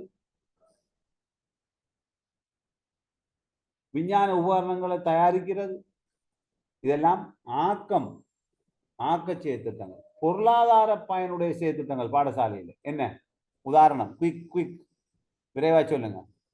பொருளாதார பயனுடையது. சிற்றுண்டி சாலை. Very good. சந்தை ஒன்றை மேற்கொள்ளும். சந்தை இதுல சின்னதாக கொடுக்கலாம். இலைக்கஞ்சி செயற்திட்டம், மாணவர்களுக்கு டெய்லி இலைக்கஞ்சி கொடுக்குற பாடசாலையில் போஷணை அடிப்படை கொண்டு சேர்த்துட்டோமா இல்லையா? இலைக்கஞ்சி சேர்த்துட்டோம், செய்யலாமா இல்லையா?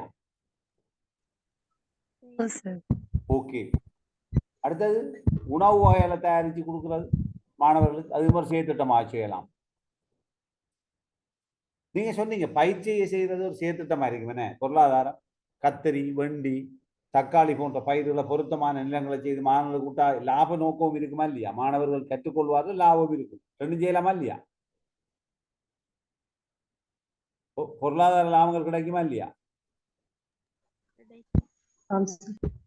இப்ப போடுங்க. கல்வி சேர்த்துட்டவங்களுக்கு உதாரணம் சொல்லுங்க. சார் தமிழ் டே இங்கிலீஷ் டே எல்லாம் வரும் தானே sir? Oh yes, of course, yes, of course, definitely.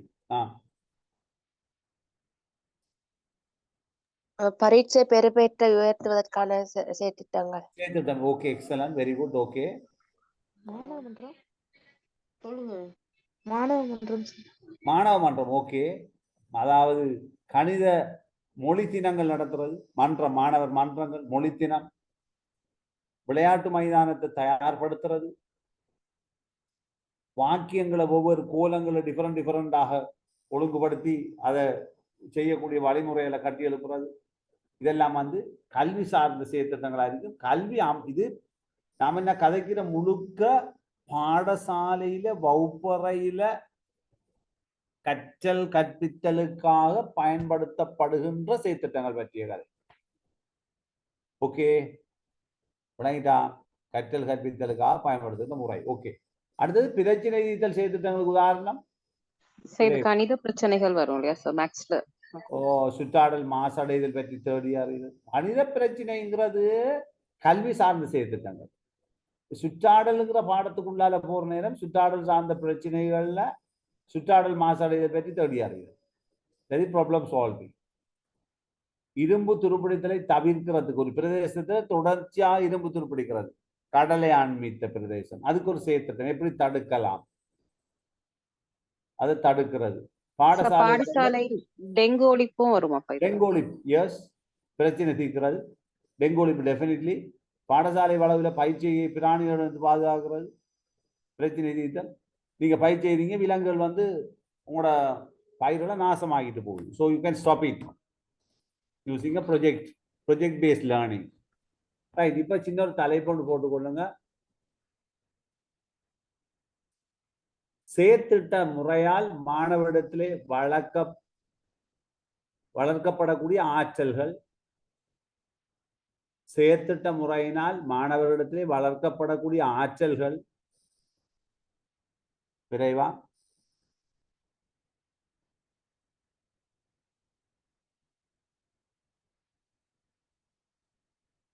என்னென்ன ஆற்றல் வளர்க்கப்படும்? இப்ப உங்கள் நேரம், நான் நேரம் தாரேன். ஆக்க சிந்தனை. இது ஒருக்கா எழுதி கொள்ளுங்க, எல்லாரும் தனித்தனியாக எழுதி கொள்ளுங்க. கதப்போம், நானே காய்ச்சி கொண்டிருக்கிறேன், நிறைய நேரம் இல்லை, ஒரு 3-4 நிமிடம் தரலாம். விரைவாக எழுதி கொள்ளுங்க. எவ்வளவு வரையிலுமோ செயற்திட்டத்தை செய்ததால மாணவர்களிடத்துல என்னென்ன ஆற்றல் வளர்க்கப்படுதுங்கிறத எழுதி கொள்ளுங்க. நான் சொல்றதை ஒப்பிடு பார்த்து முடிச்சு கொள்ளுங்க. அதோட முடியுது செயற்திட்ட முறை. அடுத்தது இனி முக்கியமான ஒரு முறைக்காங்க போப்புறம் இன்றைக்கு. அது கொஞ்சம் சிக்கலான முறையாக இருந்தாலும் தேவையான முறை.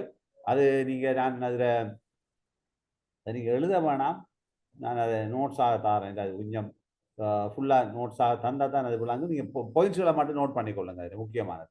இப்போ இதை கொஞ்சம் ஒரு 3 நிமிடம் தோக்குறீங்களா? சரி சார். ஓகே, தோத்துக்கொள்ளுங்க. 3-4 நிமிடம் தோத்துக்கொள்ளுங்க.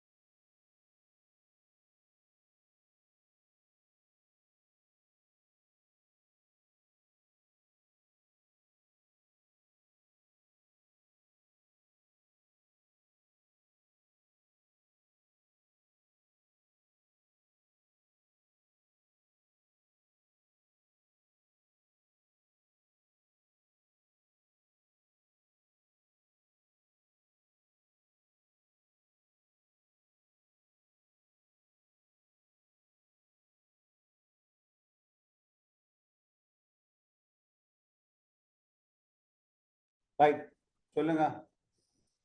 ஓகே சார் அவங்களோட ஆக்க சிந்தனை வளர்ச்சி அடையும், ஓகே பிரச்சனை தீர்க்கும் ஆற்றல் வளர்ச்சி அடையும், ஆ முயற்சியாளராக கூடிய வாய்ப்பு ஏற்படும், ஓகே இடர்களை ஏற்றுக்கொள்ளும் மனப்பாங்கு ஏற்படும், ஓகே ஆளுமை விருத்தி ஏற்படும், முகாமைத்துவ திறன் விருத்தி அடையும்.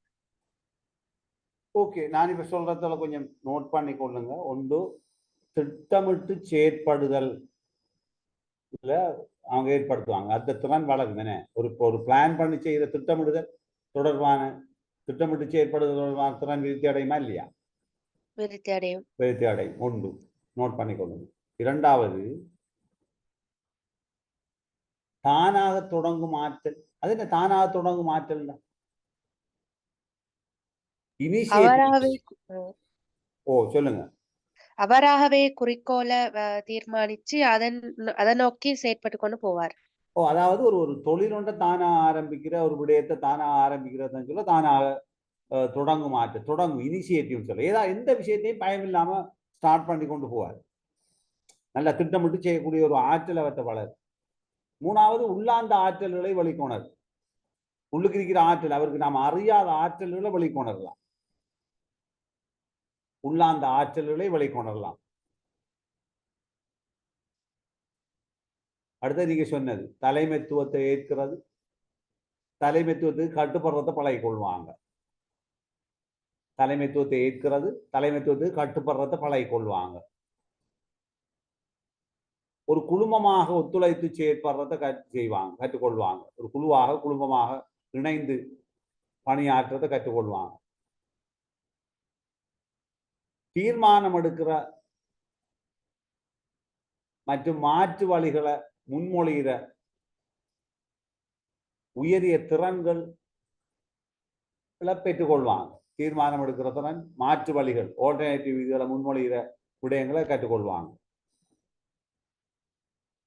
சமுதாய தொடர்புகளை கட்டி எழுப்புறது தொடர்பான விஷயங்களை ஏற்படுத்தி கொள்வாங்க. சமுதாய தொடர்புகளை சுயமாக செயற்படுதல் மூலம் மாணவர்களது சுய விளக்கம், சுய கட்டுப்பாடு விருத்தி அடையும்.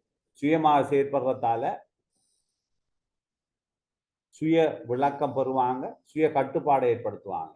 இவ்வளவு வந்து நோமலாக எங்களுக்கு போதும். இன்னொரு முக்கியமான சாப்டர் இதுல இருக்குது, அதோட நாங்க இதை முடிக்கலாம்.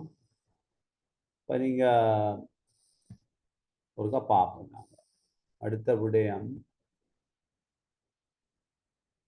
ரைட்.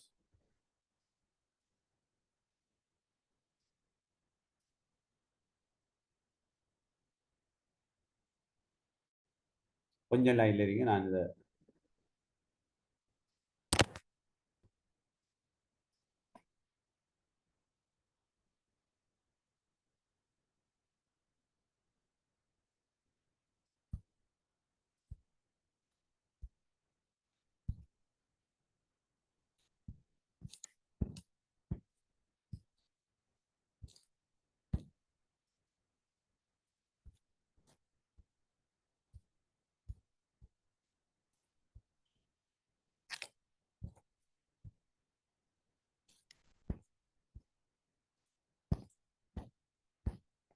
ரைட். இப்ப எல்லாரும் கவனிங்க. நான் கொஞ்சம் சின்ன ஷேரிங் ஒன்று செய்து வர்றேன். இப்ப பாருங்க, சேர்த்திட்ட முறையினுடைய ஷேரா இருக்குதான். ஓகே, பாருங்க, சேர்த்திட்ட முறையினுடைய முறையின் அனுகூலங்களும் பிரதிகூலங்களும் மெதுவா ஒவ்வொரு ஆக்களா ஒவ்வொரு இதாக வாசிச்சு கொள்ளுங்க. பாருங்க, முதலாவது விடயத்தை கிரேஜ் டிஸ்கஸ் பண்ணிட்டு ஓகேக்கா எடுங்க. இனி அதுக்கு பிறகுதான் அடுத்த ஒரு முறை ஒன்று வருது. முறையியல்ல முக்கியமான முறைகளா சொல்லுங்க. என்ன அது முதலாவது விடயம் என்ன விளங்கி கொண்டீங்க? ஒவ்வொரு ஆக்களும் ஒவ்வொரு பாயிண்ட்ஸ் எடுத்து கழிச்சிட்டு போகலாம். முதலாவது என்ன சொல்றாங்க? அனுகூலம். வாசிக்காம சும்மா கருத்தை சொல்லுங்க.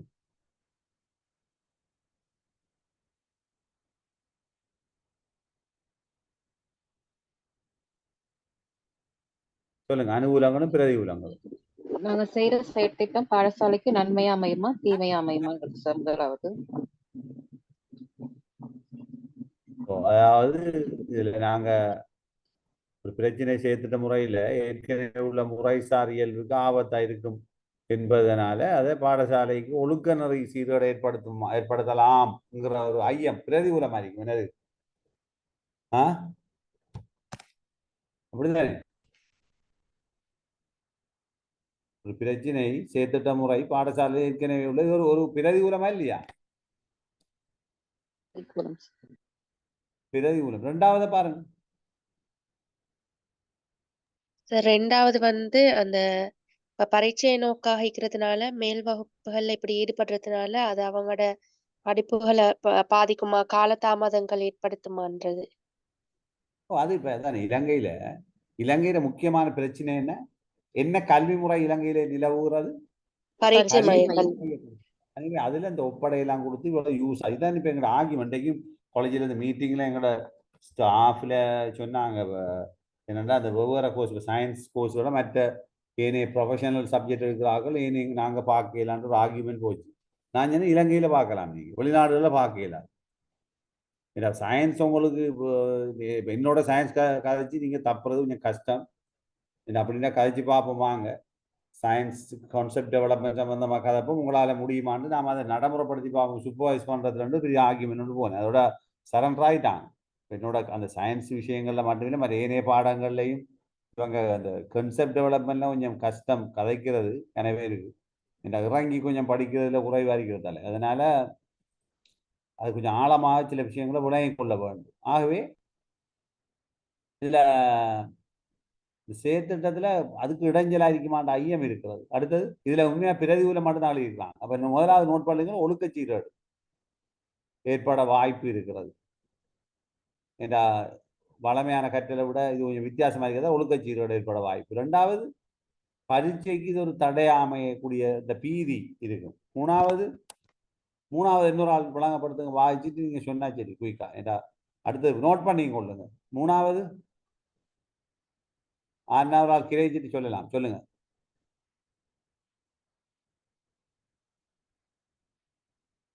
சொல்லுங்க என்ன இல்லையா யாரும்? சார் இது ஒரு அனுகூலம் தானே சார்? என்ன சொல்லுங்க. அவங்களோட அந்த செயற்திட்டத்தை நாங்க வந்து நடைமுறைப்படுத்துறதால அவங்களுக்கு ஒரு அறிவும் அனுபவம் ஏற்படுது. அதனால அவங்க வந்து அந்த அனுபவத்தை கொண்டு அவங்களோட முழு வாழ்க்கையிலே வந்து ஒரு தாக்கத்தை ஒரு நாங்க ப்ரொஜெக்ட் செய்யறோம்னா, வணிகம் சம்பந்தமான ப்ரொஜெக்ட் செய்யறோம்னா அவங்களுக்கு வந்து பிற்காலத்துல ஒரு பிசினஸ் செய்யறதுக்கு கூட அவங்களுக்கு ஒரு முன் இதா இருக்கும் தானே சார்? அந்த மாதிரி சொல்லியிருக்காங்க. அனுகூலம் என்னண்டா தனிப்பட்ட வாழ்க்கையை ஒழுங்கமைச்சு கொள்றதுக்கு இது அறிவையும் அனுபவத்தையும் பெற்றுக்கொண்ட அறிவை அனுபவத்தையும் தற்கால வாழ்க்கையோட பொருத்தி அமைக்கிறதால வாழ்க்கைக்கு உதவும். அனுகூலம் அப்படித்தானே? ஓ சார். அப்ப அது அனுகூலம்னு போட்டுக்கொள்ளுங்க. அடுத்த விஷயம் நாலாவது இன்னொரு ஆள் சொல்லலாம், மற்றால் விரைவா. இதுவும் அனுகூலம் தான் சார். இது வந்து மாணவர்களோட கூட்டுறவு, அவங்களோட பொறுப்புகளை வந்து பாக்குறது, இது போன்ற எல்லாம் தனியாகவோ கூட்டாகவோ சேர்ந்து செயற்படுவாங்க. அவங்களோட குறிக்கோளை அடைகிறதுக்காக சேர்ந்து செயற்படுறதை பத்தி அவங்க சொல்லியிருக்காங்க. ஒரு அனுகூலம் தான் சார். இதுல ஒரு சின்ன சிக்கல் இருக்கிறது என்னன்னு சொல்லுங்க. இந்த ப்ரொஜெக்டை கொடுக்குற நேரம் மொத்தமாக ப்ரொஜெக்டை செய்துட்டு வாங்கிறது கொடுக்காம ஒவ்வொரு பகுதியாக பிரித்து கொடுத்தால் எப்படி அமையும்? அது ஏனென்றா மாணவர்களுக்கு பொறுப்புகள் வரும். நீங்க மொத்தமா வாங்க, இந்த team, you are the team leader, you come, நீங்க இதை செய்துட்டு வாங்க என்று கொடுத்தால் 2 பேர் போய் செய்வாங்க, மற்ற 8 பேரும் சும்மா இருப்பாங்க. இப்ப என்ன செய்யணும்? ஒவ்வொரு பகுதியை கொடுத்து ஒவ்வொரு பகுதியையும் தனித்தனியை கொண்டு ரிப்போர்ட் சப்மிட் பண்றத நீங்க மானிட்டர் பண்ணி போட்டு சேர்த்து எடுத்தா எல்லாரும் ஈடுபடுவாங்க. இப்ப எல்லாரையும் நீங்க என்ன செய்யலாம்? மதிப்பீடு செய்யலாம். இதே நேரம் அவரவர கெப்பாசிட்டியை நீங்க அறிஞ்சு கொள்ளலாம். இந்த சேர்த்துட்டம் எனக்கு தெரியல, நான் கூட குளிர்ச்சியப்பாடை பத்தி நீண்ட டிஸ்கஷன் செய்தோம். இதுல நீங்க தெளிவா விளங்கிக் கொள்ளுங்க. கூடுதலாக எங்களோட கற்பித்தல் ஃபெயிலியர் ஆகிறதுக்கான எங்களோட நாங்க பின்பற்ற முறைதான். மாணவர் இப்ப நீங்க சில மாணவர் இருக்கிறாங்க கொஞ்சம் வித்தியாசமான ஆற்றல் உள்ளார்கள். அதை இனங்கண்டு நீங்கள் அவளுக்கு பாரம் கொடுக்கணும். இப்போ சிலர் இருக்கிறாங்க கொஞ்சம் ஒரு மரத்தில் ஏற தெரியாதாக இருக்கிறாங்க. அதுக்காக மரம் ஏறுறது தென்னை மரத்தில் ஏற சொல்கிறல்ல, ஒரு சின்ன மரங்களில் கூட ஏற இல்லாதாக இருக்கிறாங்க. அப்படி இருக்கிறாங்க பிள்ளைல. அப்போ மரத்தில் ஏதாவது ஒரு விஷயம் ஒன்று செய்யணும், பழங்களை பறித்து ப்ரொஜெக்ட் ஒன்று செய்யணும்னா யாரை ஏற விடணும்? மரத்தில் ஏற தெரியாதவன். ஏற தெரிஞ்சு பரிச்சயமானவங்க தான் அதில் விடணும். நான் சொல்ற உதாரணத்தை விளங்கி கொள்ளுங்க.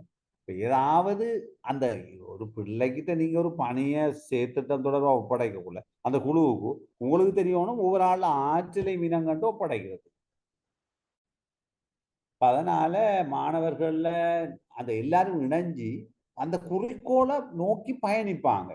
மச்சான் நீ இதை செய், நான் இதை செய்கிறேன், எனக்கு இது கஷ்டம்டா, நான் இதை செஞ்சுட்டு வரேன்டா. அப்போ அவங்களை நீங்க பிரிச்சு கூடி ஒரு இணைந்து கூட்டுறவாக ஒரு பிளானை கேளுங்க, எதை எதை செய்ய போறீங்க. அப்போ அவங்க கொண்டாந்து கொண்டு எழுதி தருவாங்க. இதெல்லாம் சாத்தியம் இல்லைன்னு மட்டும் கூற வேண்டாம். ஓகே, கிளியரா? அப்ப அது ஓ சார். அப்போ அது ஒரு விஷயம். அடுத்ததுக்கு வாங்க, குயிக்கா வாங்க.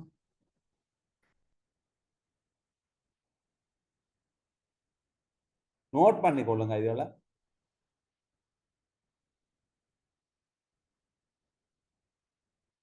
அடுத்த விடயம் என்ன?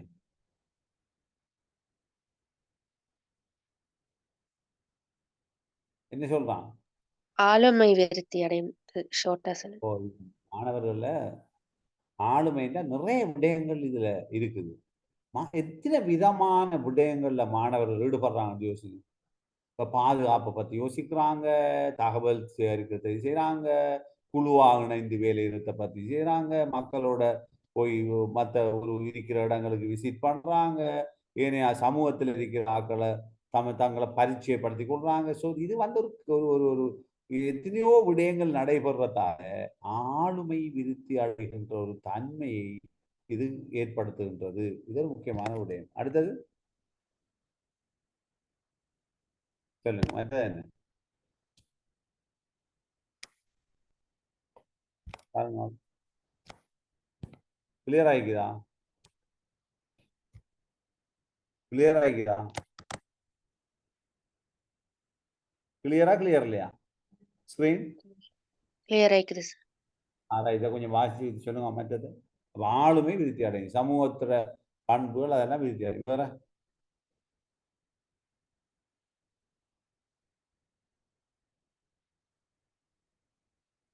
சொல்லுங்க, என்ன நடக்குது?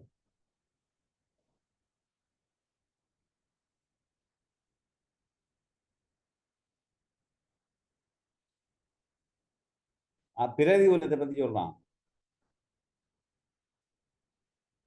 ஒரு பாடம் தொடர்பான முழு விடயமும் அவங்களுக்கு போய் சேராது. போய் சேர்றல்லனே, அதானே பிரச்சனை. ஒரு ஏரியாவில் மட்டும் தானே ஒர்க் பண்ணுவோம், அப்படியா? ஓ. அது ஒரு பிரதிகூலம். ஒரு குறிப்பிட்ட ஏரியாக்குள்ள நுழைவு ஒரு ஆபத்து. அதனால நாங்க செயற்திட்டங்களை திட்டமிடும் ஒரு நோக்கத்தோட அறிவை வழங்குதல் போன்ற விடயத்துக்கு மாத்திரம் தான் என்ன செய்யலாம், இது செயற்திட்டத்தை நடைமுறைப்படுத்தலாம். அதனால பெரிய செயற்திட்டங்களாக சிறிய சிறிய செயற்திட்டங்களாக இதை செய்யறது, அதுல இருந்து தவிர்த்து கொள்ளலாம். இப்ப பாடத்திட்டம் ஒன்றை செயற்திட்டத்தினூடாக நிறைவு செய்ய முடியுமா? முழு ஒரு 7 வருடத்துக்குரிய சிலபஸ ஏழுமா இயலாதா? முடியாது. இப்ப முக்கியமான ஒரு கற்றல் முறையை பத்தி கதைக்க போறோம். நிரல்படுத்தப்பட்ட கற்றல் முறை. என்னது நிரல்படுத்தப்பட்ட கற்றல் முறைன்னா என்ன? இது கொஞ்சம் வித்தியாசமான ஒரு கற்றல் முறை. இது கொஞ்சம் நீங்க கிளியர் பண்ணி பண்ணி பண்ணி போக வேண்டிய முறை. இது எப்படின்னு சொல்லி சொன்னால் ஒழுங்கு முறையில குலம், அதாவது நிரல் என்றால் ஒவ்வொரு பகுதி பகுதியாக கற்றுக்கொண்டு செல்லுகின்ற முறை. ஒரு பகுதி பகுதியாக நீங்க ஒவ்வொன்றையும் நிரல்படுத்தல் முறையில கற்றுக்கொண்டு போக போறீங்க. இப்ப 4.4 கொஞ்சம் மனதுக்குள்ளால எல்லாரும் கிரைச்சு நீங்க விளங்கி எடுங்க ஒவ்வொன்றா நாங்க பார்ப்போம். எடுங்க. இது நல்ல இன்ட்ரெஸ்டிங்கான பகுதி. அதை பின்னுக்கு இருக்கிறது. உழவை இன்றைக்கு முடிஞ்சா நாளைக்கு ஒரு சிறிய இன்னும் ஒரு பகுதி இருக்கிறது. அதுக்கு பிறகு உங்களுக்கு நாளை பெரும்பாலும் ஒரு இன்னொரு இந்த நாளையோடையும் அது அடுத்தடுத்த கிளாஸோட முடிஞ்சுது. சரிதானே? அதோட உங்களோட டெக்னாலஜி முடிகிறது. ரைட், சொல்லுங்க. இதை கொஞ்சம் ப்ரிப்பேர் ஆகணுங்க. என்னன்னு நிறப்படுத்தப்பட்ட முறையை நீங்க விளங்கினதை எடுத்துக்கொள்ளுங்க.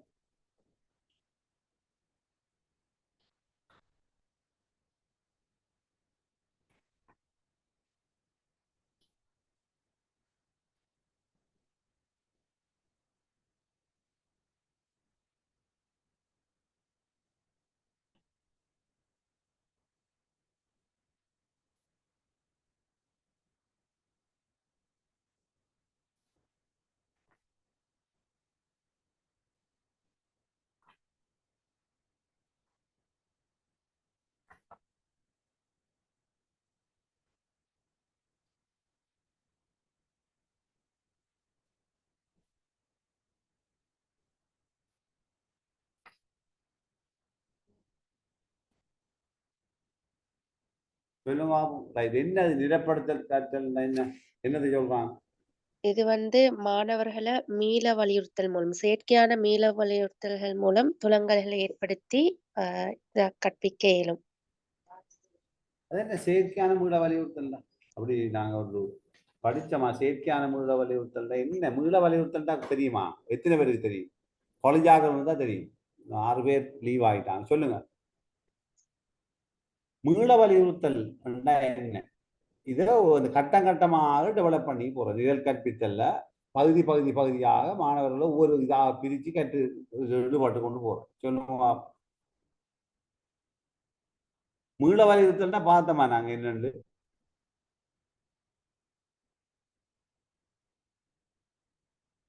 இல்லதானே? மீள வலியுறுத்தல் நீங்க காலேஜில் படிச்சிருப்பீங்க. கலந்துரையாடினமா இல்லையா?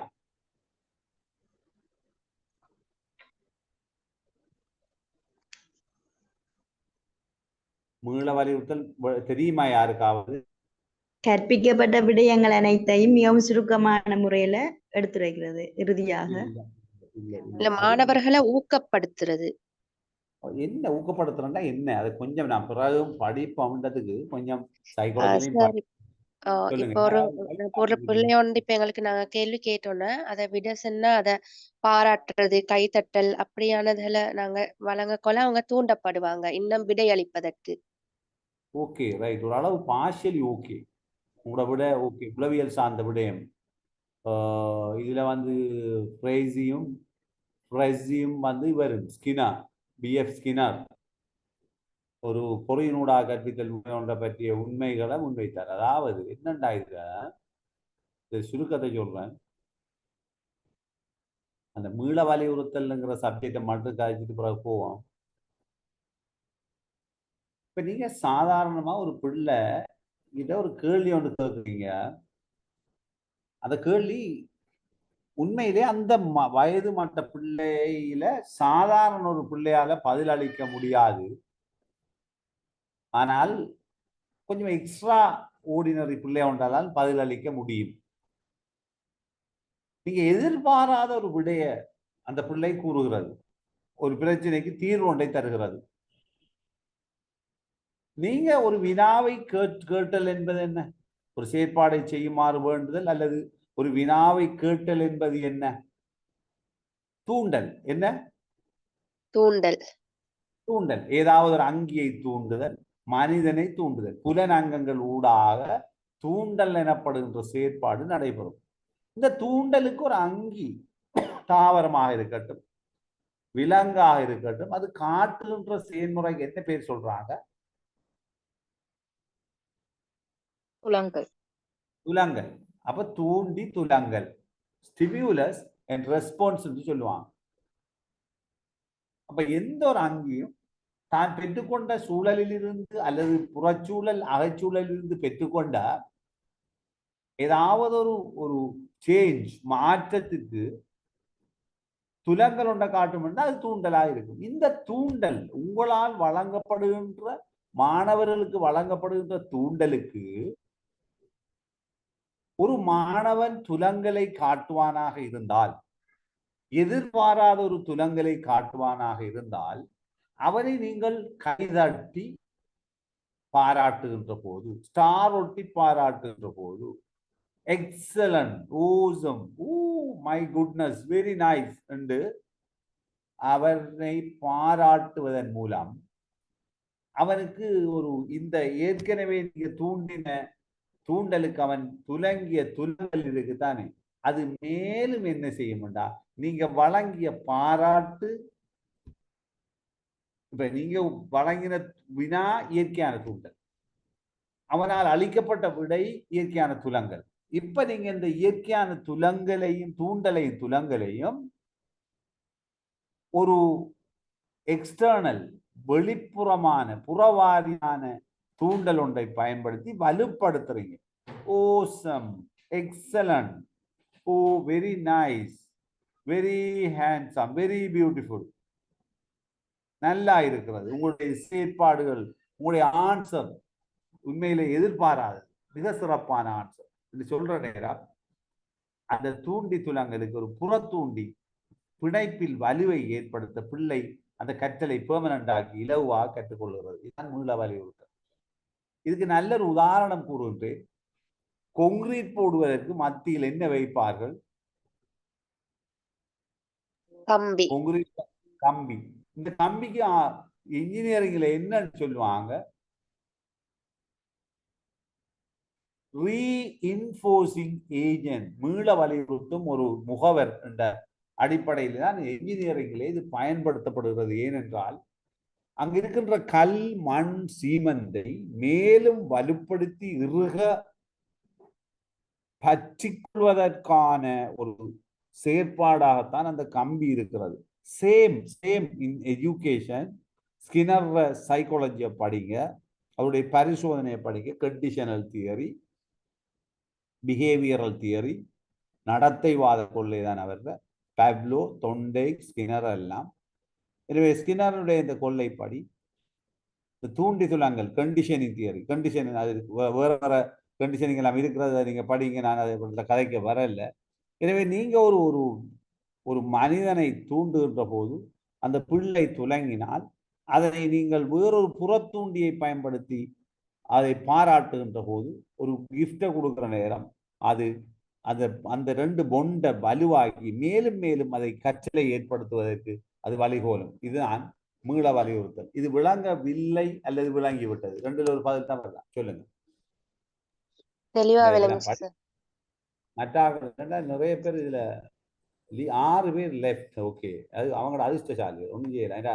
நீங்க அநேகமா படிக்கிறதுக்கு ஒரு நல்ல ஒரு சைக்காலஜி படிக்கிறவாள் அல்லது விஷயம் தெரிஞ்சால போனாதான் சில விஷயங்களை படிக்கலாம்.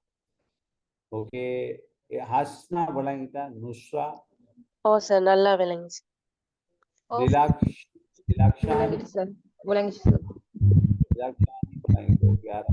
சொல்லுங்க. இதுதான் புறத்தூண்டி. அப்புறம் இன்னும் விஷயங்கள் இருக்கு, படிப்பேன், நிறைய ஒரு பாடங்கள் வரக்குள்ள நிறைய கழிச்சு கொண்டு போகலாம். ஓகே, இப்ப இதன் அடிப்படையில என்ன மாதிரி இவங்க செய்யறாங்க படிமுறையில? ஒரு தொடர் ஒழுங்குல மீள வலியுறுத்தி ஒரு பகுதியை பாடங்களை பிரித்து ஒவ்வொரு பகுதியாக எடுத்து படிமுறையாக ஸ்டெப் பை தூண்டி துலங்கல் மூலம் மாணவர்களை மீள வலியுறுத்தி கொண்டு சொல்வதுதான் இந்த நிரல்படுத்தப்பட்ட கற்றல். ஏக பரிமாண நிரல்படுத்தப்பட்ட கற்றல் என்றால் என்ன? ரைட், இப்ப நீங்க கண்டுபிடிக்கணும், நான் அல்ல, பொறுப்புதாரிகள் நீங்க தான். அடுத்த விஷயத்தை பாருங்க. என்னது?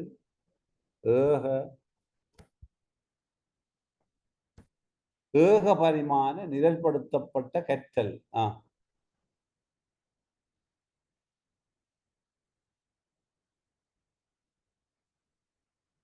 என்னது? ஒருக்கா வாசிச்சுட்டு எனக்கு சொல்லுங்க, விரைவா சொல்லணும்.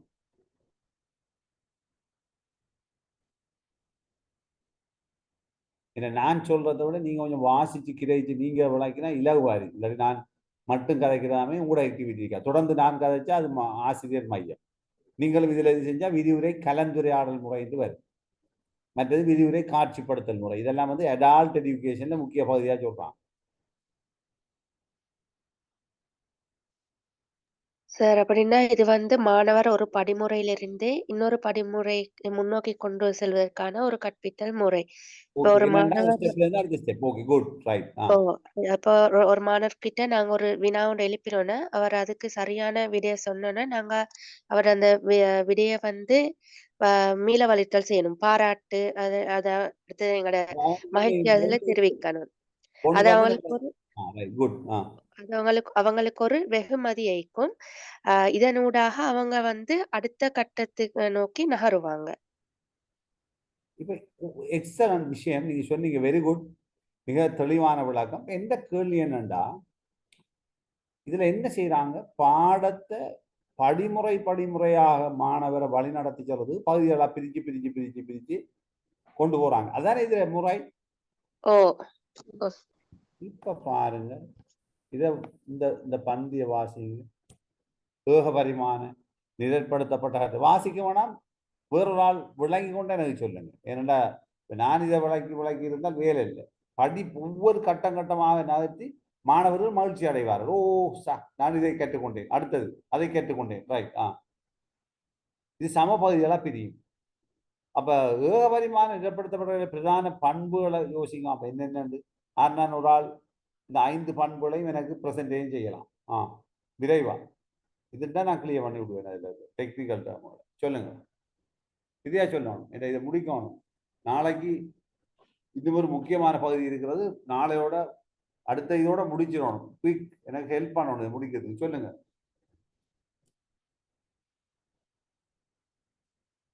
பெரும்பாலும் முடிஞ்சிருக்கும் சொல்லுங்க.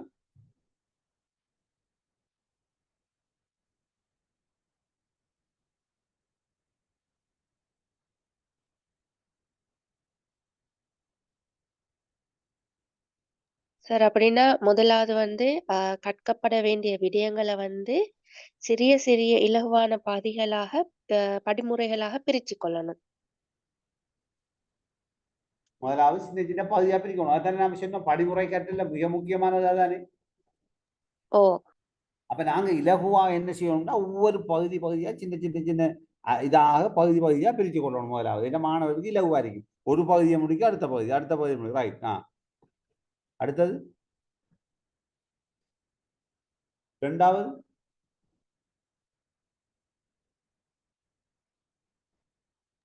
அடுத்தது அவங்களுக்கு இடையில அந்த மீள வலியுறுத்தல் செயற்பாடுகளை செய்வதன் மூலம் அவங்க அந்த செயற்பாட்டின நோக்கத்தை கொஞ்சம் கொஞ்சமா அடைஞ்சு கொள்வாங்க. மீள வலியுறுத்தல் அல்ல உருவாக்கப்பட வேண்டிய இயக்கிகளை மீள திருப்ப செய்யற சார் இங்க இயக்கின்னு சொல்றது என்ன சார்? மாணவரை இயக்குறதுக்கான ஒரு தூண்டுதல் ஒன்று தானே மாணவர் செயற்படுறதுக்கு அதுதான் இயக்கி. மாணவர் இயக்கிகள் தெரிஞ்சுன்னா மாணவர் சும்மா செய்யப்பட மாட்டாங்க. திருப்பி இதை செயற்பாடு செய்து அதுல தரோன்னு தான் நாங்க அனுப்புவாங்க. அதான அது கருத்து. இதுல உத்திகளை கையாளல் அந்த மாதிரி உத்திகளை கையாண்டு அடுத்த பகுதியை கொண்டு போறதா இது நோக்கம். மூன்றாவது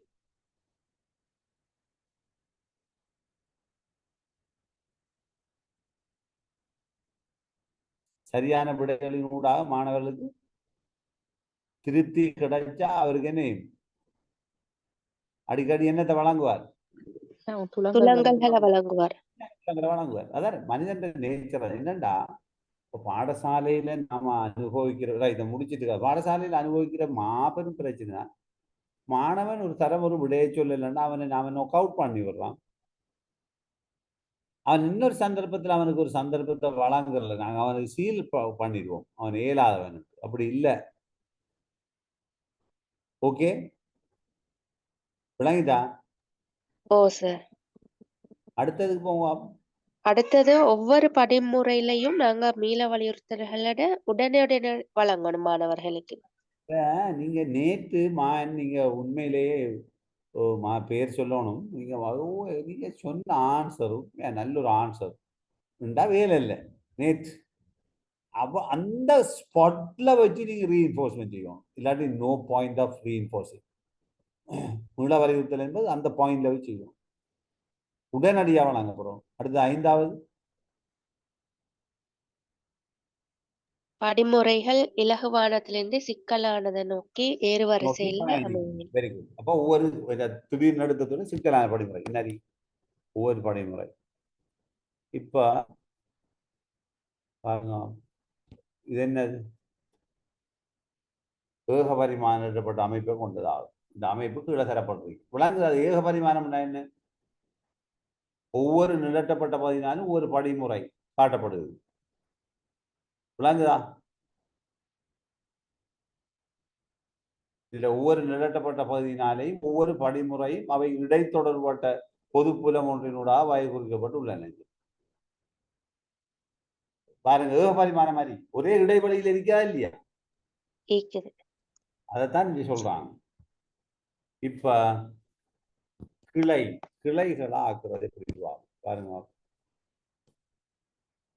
கிளைகளை நிலப்படுத்தப்பட்ட கற்றலை கிளைகளாக பிரிக்கிற ஒவ்வொரு பிராஞ்சஸா பிரிக்க போறோம். அது இப்போ உங்களுக்கு போக விளங்கு. உதாரணம் எடுத்துட்டீங்கன்னா விளங்கிடும். எடுங்க, நாளை கிளியவான், அடுத்த வகுப்போட கிளியவான் இருக்கலாம். சரியா? பாருங்க, குயிக்காடு நிலப்படுத்தப்பட்ட கற்றலை கிளையாக்குதல்ங்கிறது என்ன?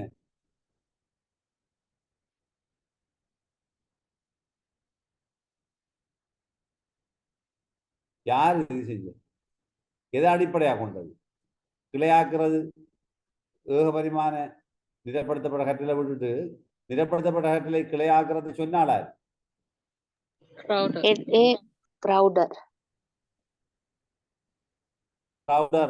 தான் சொன்னார்.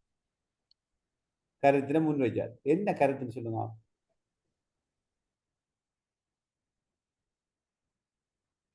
என்னென்ன ஒரு மாணவர் கற்றல் இடம்பெறத்துக்கு அவருக்கு ஏராளமான காரணிகள் செல்வாக்கு செலுத்துவதா அவர் கூறுகிறார். நிறைய காரணிகள் செல்வாக்கு செலுத்துதான்.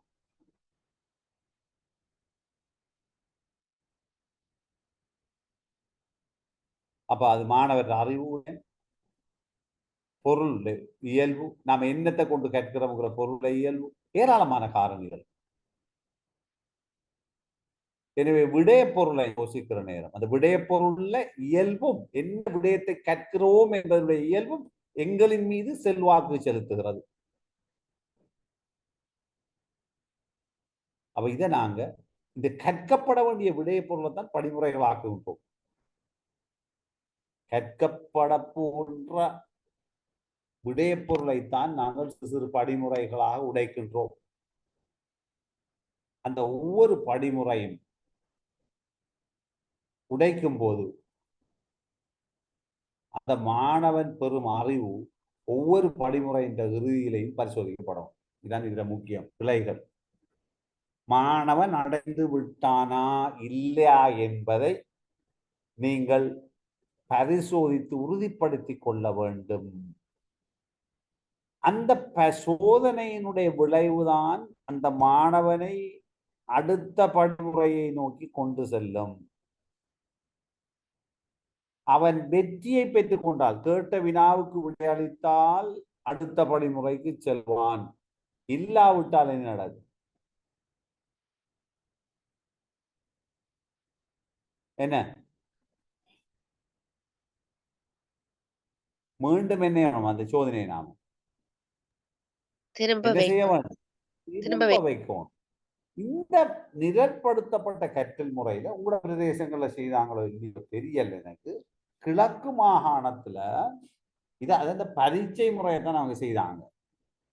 நிரலாக்கப்பட்ட ஏகபரிமாண நிரலாக்கப்பட்ட முறையா தெரியல அது.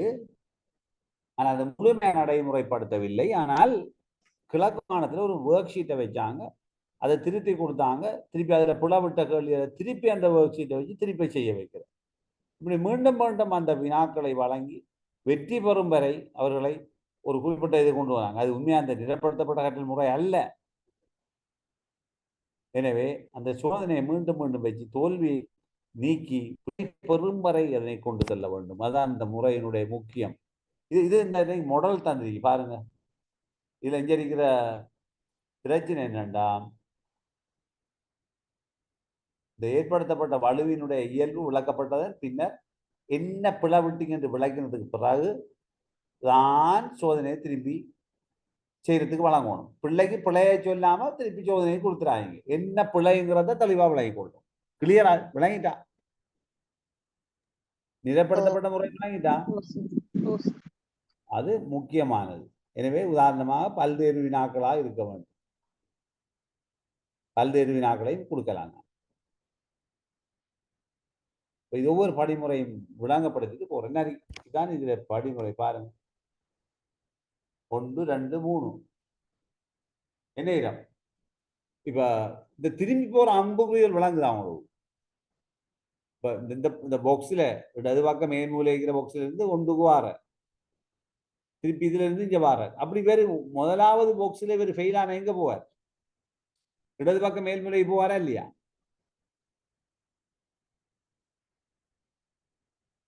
விளங்கிட்டா? சிக்கலான எங்க போவார்? கீழே இடது பக்கத்துல இருக்கிற மேல் மூலை கீழ் மூலை தெரியுதா? அது ஓ சார். இங்க பாருங்க என்ன இருக்குது. இந்த இதுல 1 இதுதான் பாக்ஸ் ஸ்டார். இதுல இவர் அடையப்பட்டா இதுக்குள்ள வந்துடுவார். திருப்பி இங்க இருந்து இங்க போவார். இல்லாட்டி இந்த பாதையினூடாக செல்வார். இல்ல அடையப்படலை, நான் ஒண்ணுல இருந்து இங்க வருவார் திருப்பி. இதே மாதிரி இவர் வந்து அடையப்பட்டா இங்க இருந்து இங்க பிரச்சனை இல்லை, அடுத்த படியினூடாக முன்னேறி போவார். ஆனால் அடையப்படாட்டி மீண்டும் பழைய இடத்துக்கு வருவார். இப்படி பல தடவைகள் போறதால இவர் இந்த விடயத்தில் எப்படி இருப்பார்? தரவாக இருப்பார். ஏற்றுக்கொள்றீங்களா? ஏற்றுக்கொள்றீங்களா? ஓ இதான் இது கடைசி வரைக்கும் இவர் அந்த முழுமையா. இது யாருக்கு பொருந்தும் சொல்லுங்க? கழிச்சிட்டு போகலே போனாங்க. யாருக்கு பொருந்தும்? ஆரம்ப பிரிவு மாணவர். ஆரம்ப பிரிவு இல்லை, கொஞ்சம் வீக்கான ஆக்களுக்கு, கொஞ்சம் நலிவான ஆக்களுக்கு மீண்டும் மீண்டும் செய்த நேரம் பலனுடையதா இருக்குமா இல்லையா?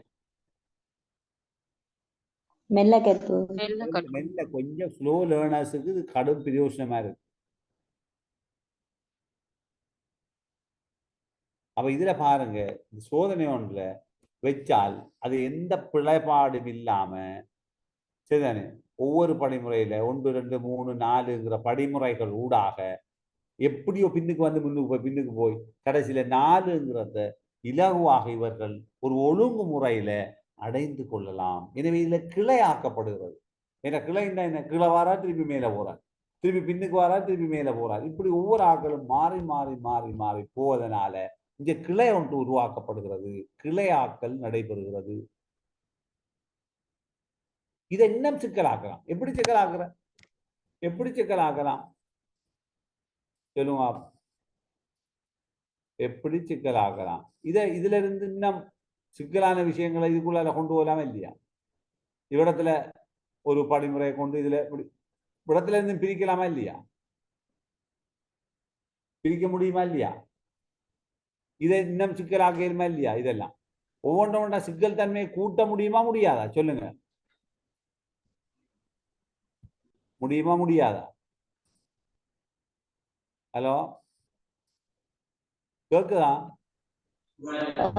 கேக்குது சார். அப்ப இதை கூட்டலாம். என்ன? இதை சிக்கல் தன்மையை கூட்டி கொண்டு போய் கடைசியில படலமாக்கலாம். இன்னைக்கு பாருங்க, அடுத்த முறை இங்க நிலைப்படுத்த முறையில இன்னொரு ஒரு படம் மூலம் காட்டியிருக்கிறாங்க எப்படி செய்யறோம். இங்க பாருங்க, என்னது சிக்கலான நிலைப்படுத்தல் முறை. எப்படி சிக்கலாகி நான் சொன்னேன் பாருங்க. 1ல இருந்து என்ன 1ல இருந்து 1A ஒரு ஆள் முடிச்சு கொண்டார் 2க்கு போவார். அப்படி இல்லாட்டி என்ன இவர் 1ABக்கு போய் திருப்பி 1Cக்கு போய்தான் 2க்கு போவார். விளங்கிட்டாரு? கிளியரா பிள்ளைகள்? ஓ விளங்கிட்டு சார். என்னண்டா இப்ப இங்க பாருங்க, இதுல மீண்டும் நான் சொல்றேன். நான் சொன்னேன் என்னண்டா, இலகுவா இவர் முதலாவது ஆள் இதை கிளீன் பண்ணினா ஓகே நேரடியா இங்க வருவார் 2. இல்ல இவருக்கு முதலாவது ஆளுக்கு சிக்கல் இருந்தா 1Aக்கு வருவார், வந்து இந்த பாதை விட இங்க போவார். திருப்பி 1Aல இருந்து 1Bக்கு சென்றா தான் இதுக்குள்ளால போற இலவா இருக்கு. அதை படிமுறையா உழைக்கிறேன். ஒவ்வொரு சின்ன சின்ன சின்ன பகுதியா உடைச்சு போய் கடைசியில 1Cடா போய் 2 அடைஞ்சிடுவார். இது மாதிரி 2A 2B 2Cனோட சில மாணவர்கள் நீத்திரக்கூடியவர் நேரடியா 2ல இருந்து எதுக்கு போய்த்துருவாங்க? 3க்கு போய்த்துருவாங்க. இதுதான் இதுல ரகசியம். ஓகே, அப்ப சிக்கலான அதுதான் சொல்லி இருக்கிறாங்க, இங்க ஒன்றும் தேவையில்லை. இந்த உதாரணத்தை பாருங்க. என்ன உதாரணம்? இதை வாசிச்சு கொள்ளுங்க. இதான் உதாரணம் தந்திருக்கிறான். நான் வாசிக்கிறேன், கேட்டுக்கொள்ளுங்க.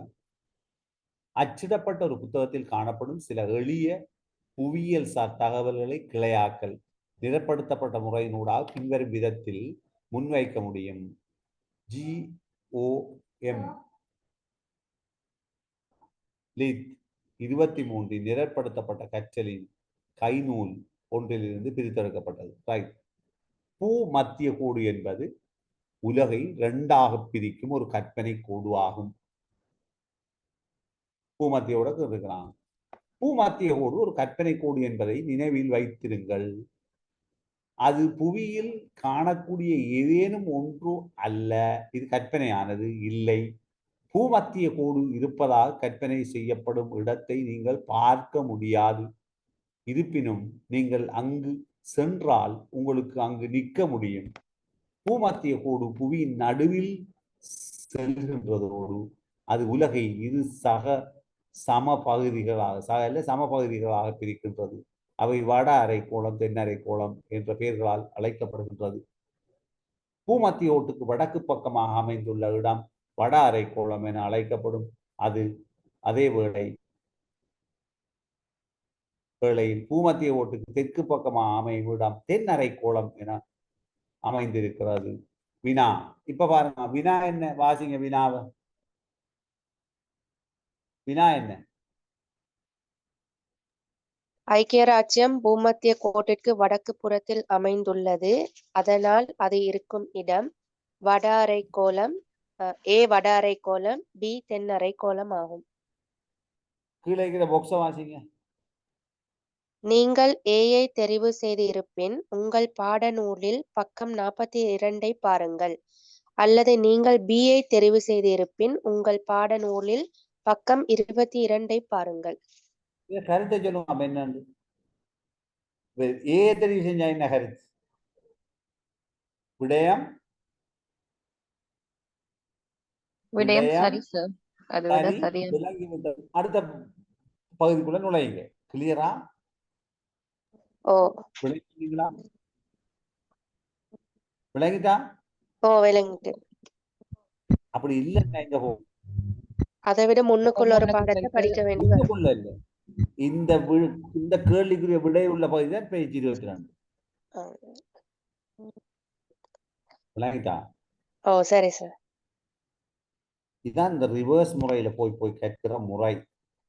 போய் பின்னுக்கு பின்னுக்கு இப்படியோ போயிட்டு கற்றுக்கொண்டே போற படம். பாருங்க, ஒவ்வொரு பகுதியா பிரிச்சு. இதை பாருங்க. கூட்டலின் எண்ணக்கரு என்னது? இந்த வரிசையில் பாருங்க என்ன எத்தனை முக்கோணம் இருக்கு? 6 முக்கோணிகள் உள்ளன. இங்கு 6 முக்கோள் இருப்பதை நான் அறிவேன். எப்படி எனக்கு அவற்றை எண்ண முடியும்? இப்ப மூன்றாவது 6 முக்கோணிகளை இந்த முறையில் ஒழுங்கு செய்ய முடியும். இதில் 2 3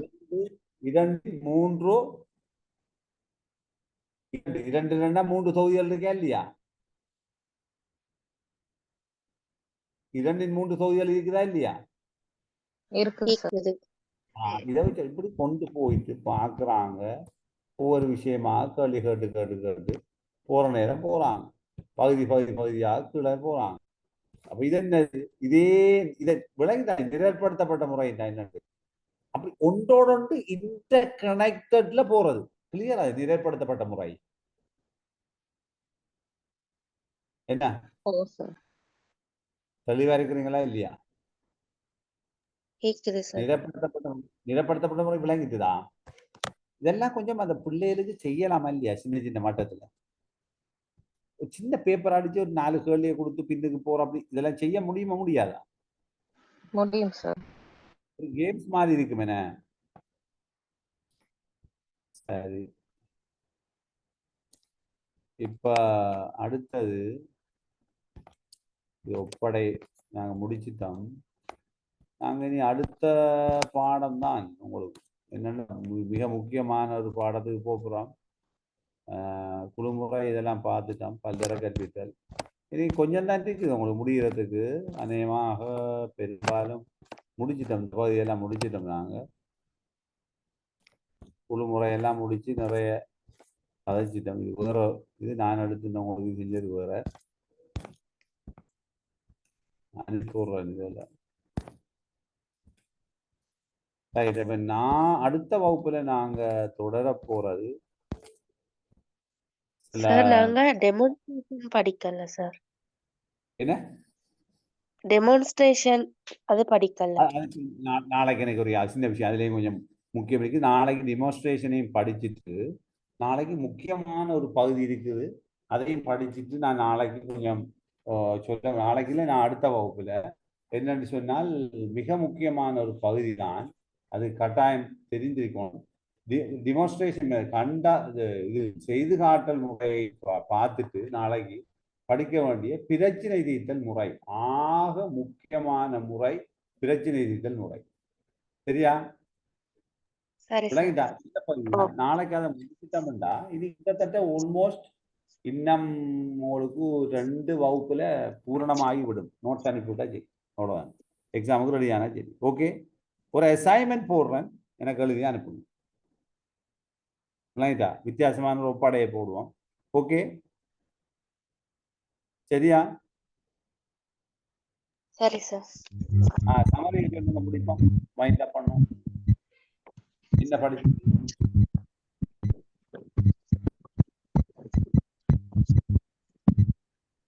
சொல்லுங்க. ஒப்படையின் பிரதான 4 அம்சங்கள்.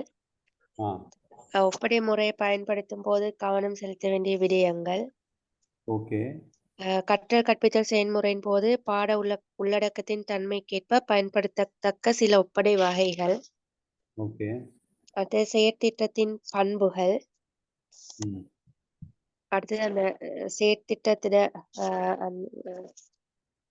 படிமுறைகள். ஓகே. அடுத்தது செயற்திட்டத்தின் வகைகள். செயற்திட்ட முறையால மாணவர்களிடத்தே வளர்க்கப்பட வேண்டிய ஆற்றல்கள். அடுத்தது செயற்திட்டத்தின் அனுகூலங்கள் பிரதிகூலங்கள். அடுத்தது லாஸ்டா இந்த நிறப்படுத்தப்பட்ட கற்பித்தல் முறை. நிறைய விஷயங்கள் நீ படிக்கப்பட்டிருக்குன்னு நினைக்கிறேன் நான். ஓகே தானே? ஓ சார். நிறைய எல்லாம் படிச்சிருப்பீங்க நீங்க. பட் கொஞ்சம் கொஞ்சம் கொஞ்சம் யோசிக்கலாம். என்ன வகுப்புல ஒரு அளவுக்கு கொஞ்சம் நடைமுறைப்படுத்துறதுக்கு கொஞ்சம் ட்ரை பண்ணக்கூடிய முறைகள் தானே. என்ன ஓ சார். நான் இதை அனுப்புறேன் உங்களுக்கு. Don't worry. அது கொஞ்சம் ஈஸியா இருக்கும். ஓகே, அப்ப இதோட நாங்க முடிச்சு கொள்ளுமா? ஓகே. ஓகே சரி sir. Okay, thank you. Thank you sir. அஸ்ஸலாமு அலைக்கும். Good night. சந்திப்போம். ஓகே. ஓகே, பாய்.